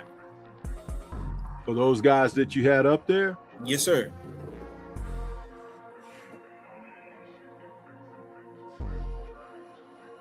Wow. Spence versus Zoo is the appetizer on Joshua versus Pringa is the appetizer on Saturday afternoon. Who you got on that? Real quick before we wrap it up. I don't even do any of you know Pringa at all? I don't even know Pringa. Yeah. Can you tell me something about him? TD. What TD at? That's his guy. He trained in Jersey. He knows his training. He says, that's all. Yeah. I don't know him per se. We were trying to get him to come on, but apparently he don't speak good enough English. He's Albanian. So he lives out in New Jersey, training out there. But he trains in the same gym as Keith Cologne. And he has the same trainer, Coach Moo. So Coach I believe you had Coach Moo with Keith and his sons with Drew one time. I've spoken to Coach Moo a few times, but I never had him. So that's who's training Christian Pringa. The only thing I know is he's got one loss, and then he's got 20 wins, and all his wins have been by knockout. So that's the only thing I know. He can crack. How tall is he? 6'6", 6'7". Yeah, something like that. So he's a tall guy too. Mm-hmm. Okay. This is interesting because Joshua is coming off of a nothing deal with what's his name? Jake Paul. Yeah. Well, Jake Paul. His last real fight was against Daniel Dubois. Well, no, listen, I was gonna get to that. I said he's coming off of a nothing thing with Paul. That was nothing. And you had that situation that happened after that as well, which I believe that there's a story there. And then the loss to Dubois was a devastating loss. He ain't even think about running it back or anything like that. Moses Atuma is the guy that they're trying to build up to be the next guy to replace him. This fight is in Jeddah, right? Indeed. I think I'll go with Pringa with an upset. What? Bro, what are you talking about, man? He is chinny and he don't recover well. Decision or knockout, Sensei. Now, mind you, I don't have any film on him. I haven't seen the guy or whatever. But if he's a puncher and he's got knockouts and things of that nature, all you got to do is get to Joshua and hit him. That's all you got to do. Mm-hmm. You got to hit him. You got to put your hands on his butt. And that's the thing. And if he's capable of doing that, I think that my prediction on that would be I look for a stoppage inside of 7. He don't need to get Joshua into a boxing thing, because if you try to box him, Joshua might have a point where he can get comfortable. But like I said, I'm going into this blindly. I don't know the guy, but I don't like what I've seen of Joshua. What was that? 5 knockdowns against Dubois? Something like that. And all over the place. Jake Paul was nothing. That was nothing. So you could basically say he ain't had a fight since Dubois, and that whole thing that transpired with the accident and all of that. Like I said, there's another story to that. I won't talk about that on the airwaves at all. But yeah, I think I will go with Pringle for an upset. We haven't had how many big upsets have we had this year? Not many, right? We had a couple. To me, I would say, would you consider Dubois against Wardley an upset? Because I had Wardley in my opinion. I had Wardley too, but I think I'll take Wardley in the rematch. Anyway, yeah. There's another X factor to this. There's talk about Joshua and Fury fighting, right? Yeah. Yeah. Fury's fighting the day before, right? Uh-huh. Fury done fought. He done went and picked a guy who was 283 ranked out of 1,600 heavyweights. Pringa, I did see that he's ranked like number 38 or something. And these two guys have had trouble coming together for a very long time. This very well, Fury should get through his situation, no problem. Joshua, that ain't no sure thing. So that's why, I'll put that together like that. Now, back to Zoo and Spence. I really want to see Spence come through in this. I really do. I really want to see him come through. But it's going to be tough, man. It's going to be tough.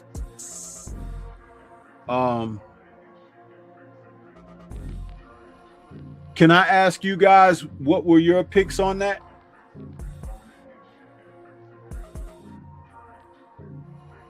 Go ahead, Five. Or did you not have them yet or whatever? Nah. We've been talking about this for a little minute. I gotta disagree with you on the AJ and Pringa fight. I got AJ knocking this guy out within 6 rounds. Cool boy Steph, I believe he gets his wits back in a UD decision. And I got Earl Spence Jr. late round knockout. I'm gonna say, I don't know if this is a 12 rounder. I'm gonna say he knocks Tim Tszyu out in round 10. Those are my picks. Okay, so you're going with all the favorites. Yeah, I don't see any upsets this week. And to answer your question, there was one big upset of 2026 that really stuck out like a sore thumb. I don't know if you remember this fight, but David Morrell versus Zach Shelley. That was a good upset. I like that. All facts. Yeah. That was a heck of an upset right there. I was watching that live too. Yeah. Well, that's interesting. You very well may be right with going for the favorites in this. But I don't know if Earl Spence is a favorite. I don't know if he's a favorite. But what I was going to say is that out of these 3 fights, there's going to be an upset. Okay. Out of these 3 fights, there's going to be an upset. So since I picked Pringa, which you just, stated that you don't think that's going to be a bit of a long shot, but heavyweights are funny, man. A guy gets hit on the chin and his legs do funny things. Facts. So I'm going to go, if Spence is not the favor, I'll go with Spence. Fulton is kind of up in the air because the dude just doesn't want to get in shape, bro. He don't want to get in shape.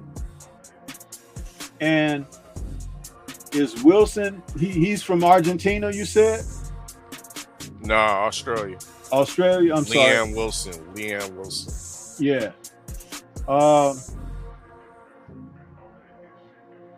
What if that ends up being like a draw or something, or some kind of goofy split decision draw, majority decision draw, something like that? Because Fulton, he's half-assing it, bro. He's half-assing it, and he's shown that. You know what I mean? And that's when fighters are like that. It's kind of hard. You can like them because you want to support them. They be from your town and all of that kind of stuff. But I think Oshaki showed him that he may not necessarily be at the level that he think he is. So real quick, Errol Spence is the underdog in this fight. Tim Tszyu is a slight favorite in this fight.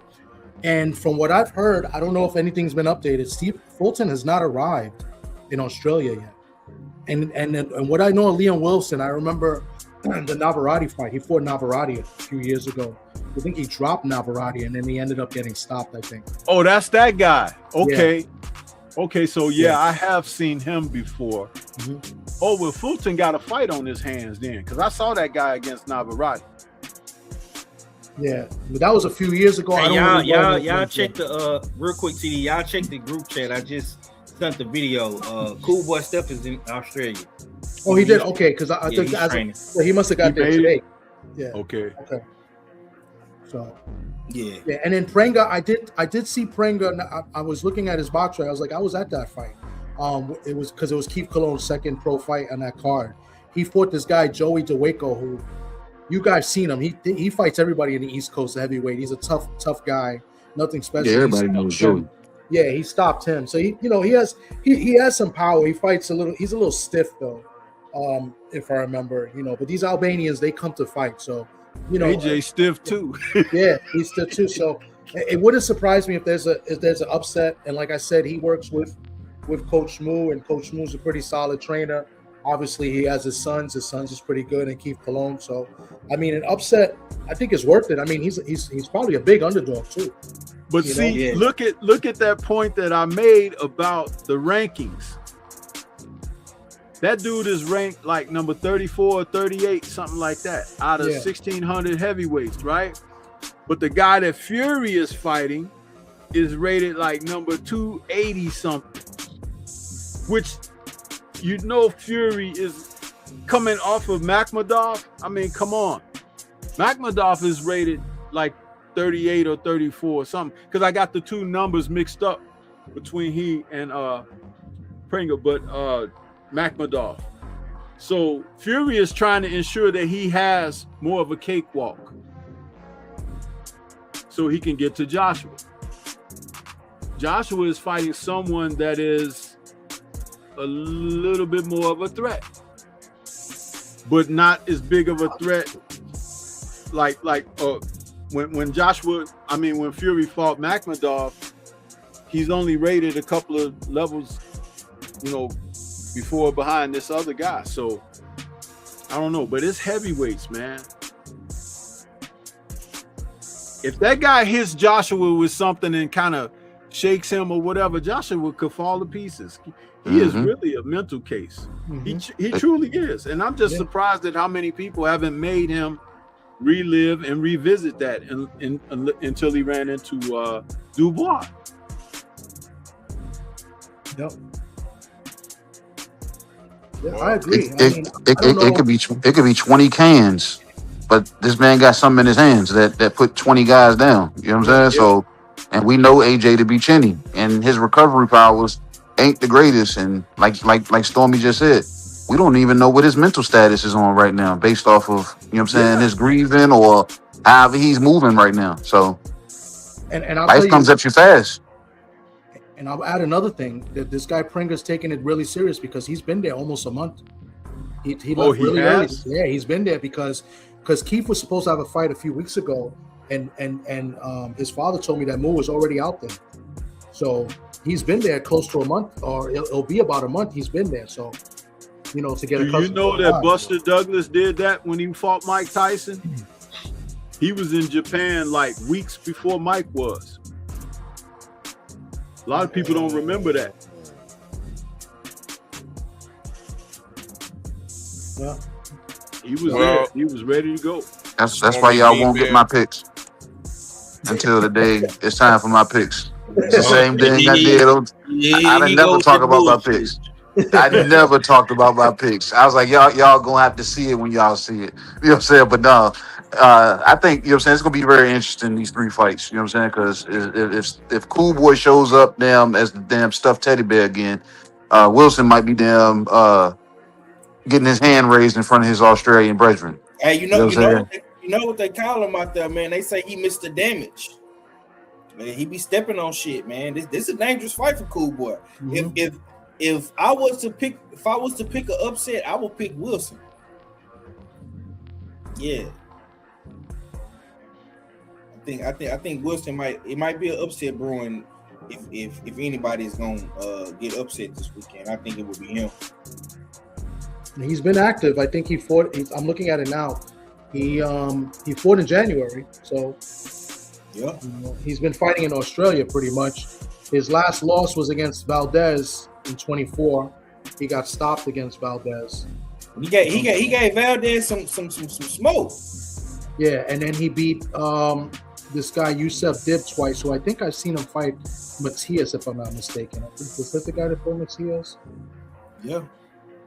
Yusef Dib? No, I'm thinking somebody else then. No, so I don't know. Okay. He fought him twice. No, all right, I'm thinking somebody else then. And then to speak to the Earl and Tim Tszyu fight, it's a good fight for Earl because Tim Tszyu's tailor-made. He's gonna be right there to fight him. But that's a con in the situation at the same time because he's gonna be right there to fight him. And if Earl ain't prepared to take them punches, it's grand opening, grand closing.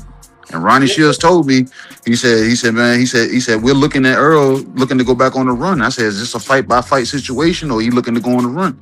He said, we preparing Earl to go on the run. I said like 3-4 fights. He said about 3-4 fights. I said, all right. You know what I'm saying? Because Tim Tszyu is gonna be right there, you know what I'm saying, in the kitchen to fight him. That's the one thing about him. Let me ask you this, Stormy, before we get up out of here. What are some keys to Earl Spence getting his hand right? Yo, the sign is real simple, B. It says wrap it up. Wrap that shit up, B. Real quick. I want to get some real quick. What are some keys to what now? For Earl Spence to win against Tszyu. You know what I think, and he's working with Ronnie Shields right now, right? Yeah. I think what would be very key for Errol is to come out and box early, work the jab, use the southpaw angle, and get loosened up, because I don't think that he should just try to go out and meet like rams, and by doing that, by boxing, again, I have to defer to a fight that I saw in the early 90s when Evander Holyfield took on Buster Douglas.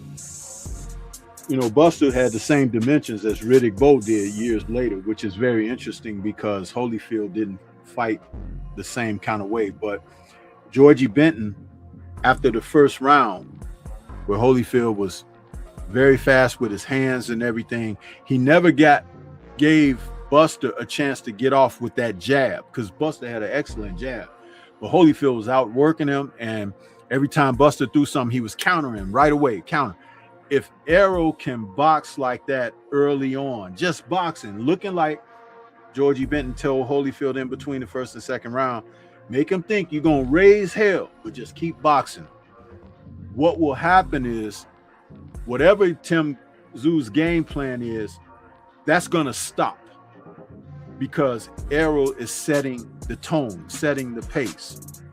And like I said, coming out boxing like that, we know that Earl can scrap. We know that. But what if he comes out there and reverts back to what he was doing in his amateur days? He's just working that jab and moving, stepping around and making Tim Tszyu run into stuff and things like that. Then the fight, after you get loosened up, a couple of rounds, 2-3 rounds of that, Then you can start putting some heat on some stuff, and then, you know, you do it in stages. You don't just open up like that. If he can do that with a dedication, I think the fight could really be a cakewalk for him. Because Tim Tszyu is not a boxer. He's a punching fighter, but he's not a boxer. And when he fought, what's the guy's name that he came over here in the US and fought the guy that dropped him? Terrell Goucher. Yeah, Terrell Goucher. Goucher came out and was boxing him and ran him right into a shot where he threw that 1-2 and dropped Tim Tszyu. You know what I'm saying? Because he was plodding after him. And Arrow is 10 times the fighter that Goucher is. You know what I'm saying? But he has to have a game plan of what I'm talking about. And hopefully Ronnie Shields is coaching that aspect for him. So to answer your question, 5, that's what I think. I think he should come out to set the pace with boxing first, looking to set some things up. But that's how you get loose. You got to use your jab. You got to use that jab. And a southpaw jab on an orthodox fighter that's getting off before him, that frustrates the hell out of a guy.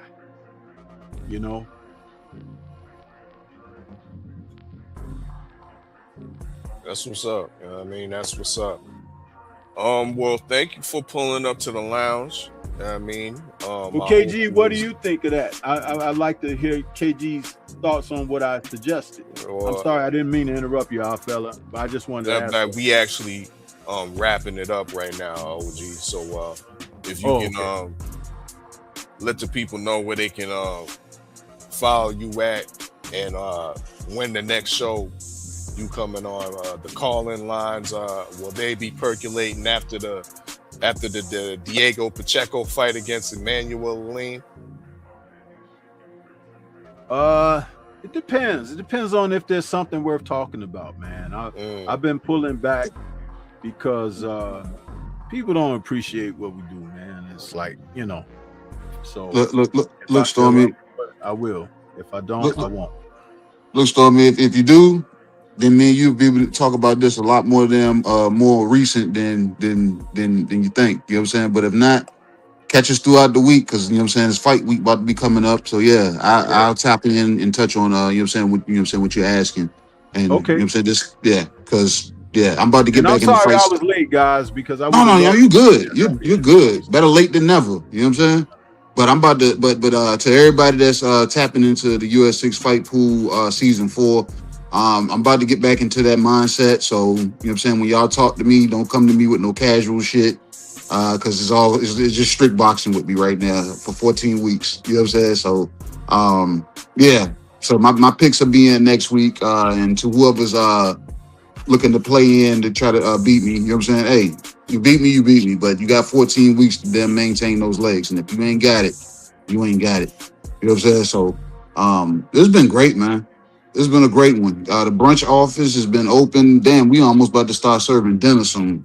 But we're going to close this up and you go enjoy your own dinner. That's what I'm saying, KG. We need to shut the lights off, you know what I mean, and get these dishes up in the dishwasher and whatnot. And the lights are on. You know what I mean? So, it's time to go. You know what I mean? It's time to go. Yeah, all right, brothers. Thanks for having me, man. We appreciate you, Stormy. Appreciate that, Stormy. All love for you, OG. All love, man. I appreciate you. You guys take it easy. If you're watching the fight this evening, enjoy them. Enjoy the fight. Yes, sir. Yes, sir. All right. Peace. Yeah, I go. My man.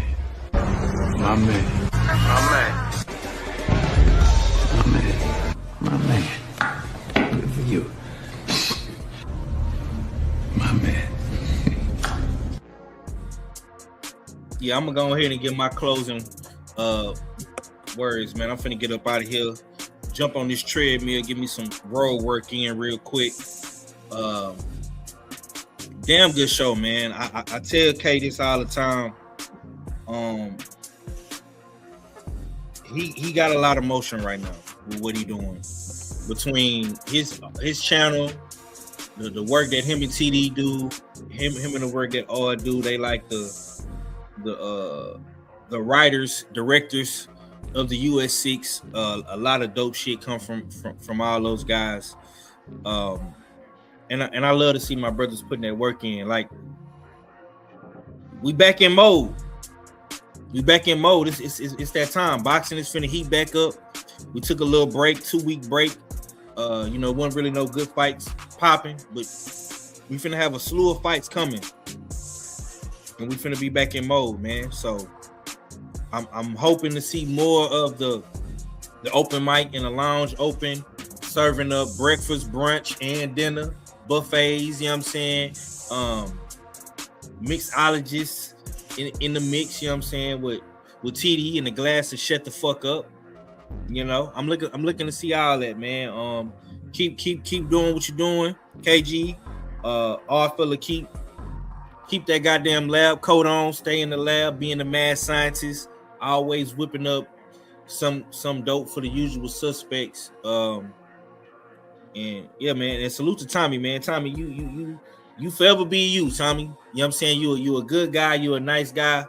It's nothing wrong with that. You know what I'm saying? I want you to be a little meaner, but that's like pulling teeth, man. You know what I'm saying? So much love to you, Tommy, man. And yeah, man, I'm gonna get up out of here on that note, man. Y'all be sure to check us out, man. Usual Suspect Sunday, Trill Thursday, Talk Heavy Tuesday. Yeah, we finna get back active on 503 Line Hard Hitter Sports Entertainment. Hardest hottest takes in boxing. Texas is forever on my back. And it's straight like that.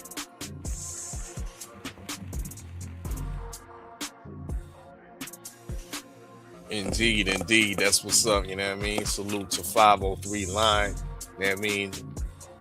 Hard Hitter Sports and Entertainment. You know what I mean? Make sure y'all tap into Usual Suspect Sundays. I mean, Trill Talk Tuesdays. Y'all know what it is. TD Sports and Entertainment. What's good, man? Salute to everybody. Salute to my man 503. I appreciate the kind words. Appreciate you, Odd Fella, and KG for keeping me a little relevant in this YouTube streets. You know what I'm saying? I haven't been active as much as I probably should or want to. And I appreciate that, man. Thank you for that. You know what I'm saying? We'll be back soon. Probably do an update or something soon and post some content from the fights that I went to the previous weeks. I haven't really done that. And yeah, man, this is dope, man. I appreciate you guys letting me come out and say, speak my piece, and get a little mean, like 503 said, you know what I'm saying? Because, I try to be nice, but, we're in a very toxic place. Even though we want to talk boxing, a lot of people, they get offensive real easily, or they're sensitive, or, they don't want to agree with your opinions, and, they'll call it a narrative or whatever. And it's like, it's boxing talk, you know what I'm saying? And, what I want as a fan may not be what you want as a fan. You know what I'm saying? So let me speak my piece and let me explain why. And just respect it, just like I respect, what the other people have to say, especially when I'm going to their platforms and hear them speak, you know what I'm saying? The people in the chat, they're just people in the chat. You know what I'm saying? I don't really respect a lot of these dudes in the chat because those dudes are not really fans of boxing. They're fans of, the content creators. You know what I'm saying? So, and I got to do a better job of just kind of separating the two and stop getting in my feelings, because these dudes, they be coming for me crazy, bro. Like, they get all racial and get all stupid with me. And at the end of the day, these guys are behind the keyboard, you feel me? And they're not even going to the fights. You know what I'm saying? And I always say it's corny to say this, but I've been saying it. Yo, the sign is real simple, B. It says wrap it up. Wrap that up, B. Thank you. Outside, man. That's what I got to say, man. I'm going to wrap it up. Thanks. So you guys got to go. I'm going to Cigar Lounge myself. You guys be safe. But once again, at the end of the day, thank you. Thank you. Bye-bye. Big up TD Sports Talk. I mean, yeah, big up. Yeah, but another reason why we got the lounge open, you know what I mean, and be able to do the things we do over here with the projection screens and the clips and whatnot. We appreciate you, TD Sports Talk, most definitely. We appreciate everybody that's pulled up, whether you came up on stage and grabbed the mic, or whether you was up in the chat, or whether you was just viewing, you know what I mean, from outside, you know what I mean, the window and whatnot. We appreciate you. Make sure y'all tap in to usualsuspect6.com, the home of the clean fighter. You know what I mean? You see it. You know what I mean? There go the Nightmare, Natasha Spence. She got a fight upcoming. I'll let KG break that down a little further on his outro. But yeah, make sure y'all tap into all the clean fighters, homed on usualsuspect6.com. There go the Nightmare Spence T. Shop usualsuspect6.com because y'all fit the description. Sniper Falcone T, sizes extra small to all the way up to 4XL, you know what I mean? So we got everybody covered. Ain't no discrimination in this one, but y'all know what it is. It's a usual suspect ting, you know what I mean? It's your favorite yet your most hated all fella, KG. I'm gonna let you end the show off. Hell yeah, man. You know what I'm saying? It's been another good one, man. Hey, August 22nd. If you're in the Richmond or around the Richmond or just the Virginia area, man, pull up, man. We got a WBA middleweight title fight on our hands. Canada's own, you know what I'm saying? My girl Natasha the Nightmare Spence, a friend, supporter, fighter, clean fighter of the US6. You know what I'm saying? She's gonna be being a main event here in my hometown, Richmond, Virginia. We have a card. It's gonna be 8. I think there's 8 to 9 fights on this card. We got a few debuts. We got 2 title fights.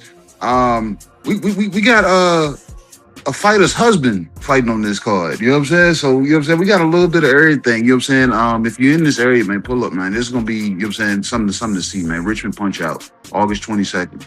Championship-minded promotions in conjunction and partnership with the US6. You know what I'm saying? So, tell a friend to tell a friend. Tell them to tell their friend too. You know what I'm saying? So, but this has been a good one, man. Another good one. Y'all stay tuned. Keep your ears to the street, man, because like our fella said, y'all will know when we know, and that's gonna be the end of it, and that's the all of it. Until next time, man. The US6 Sports and Entertainment Lounge Hub. The lounge is officially closed, man.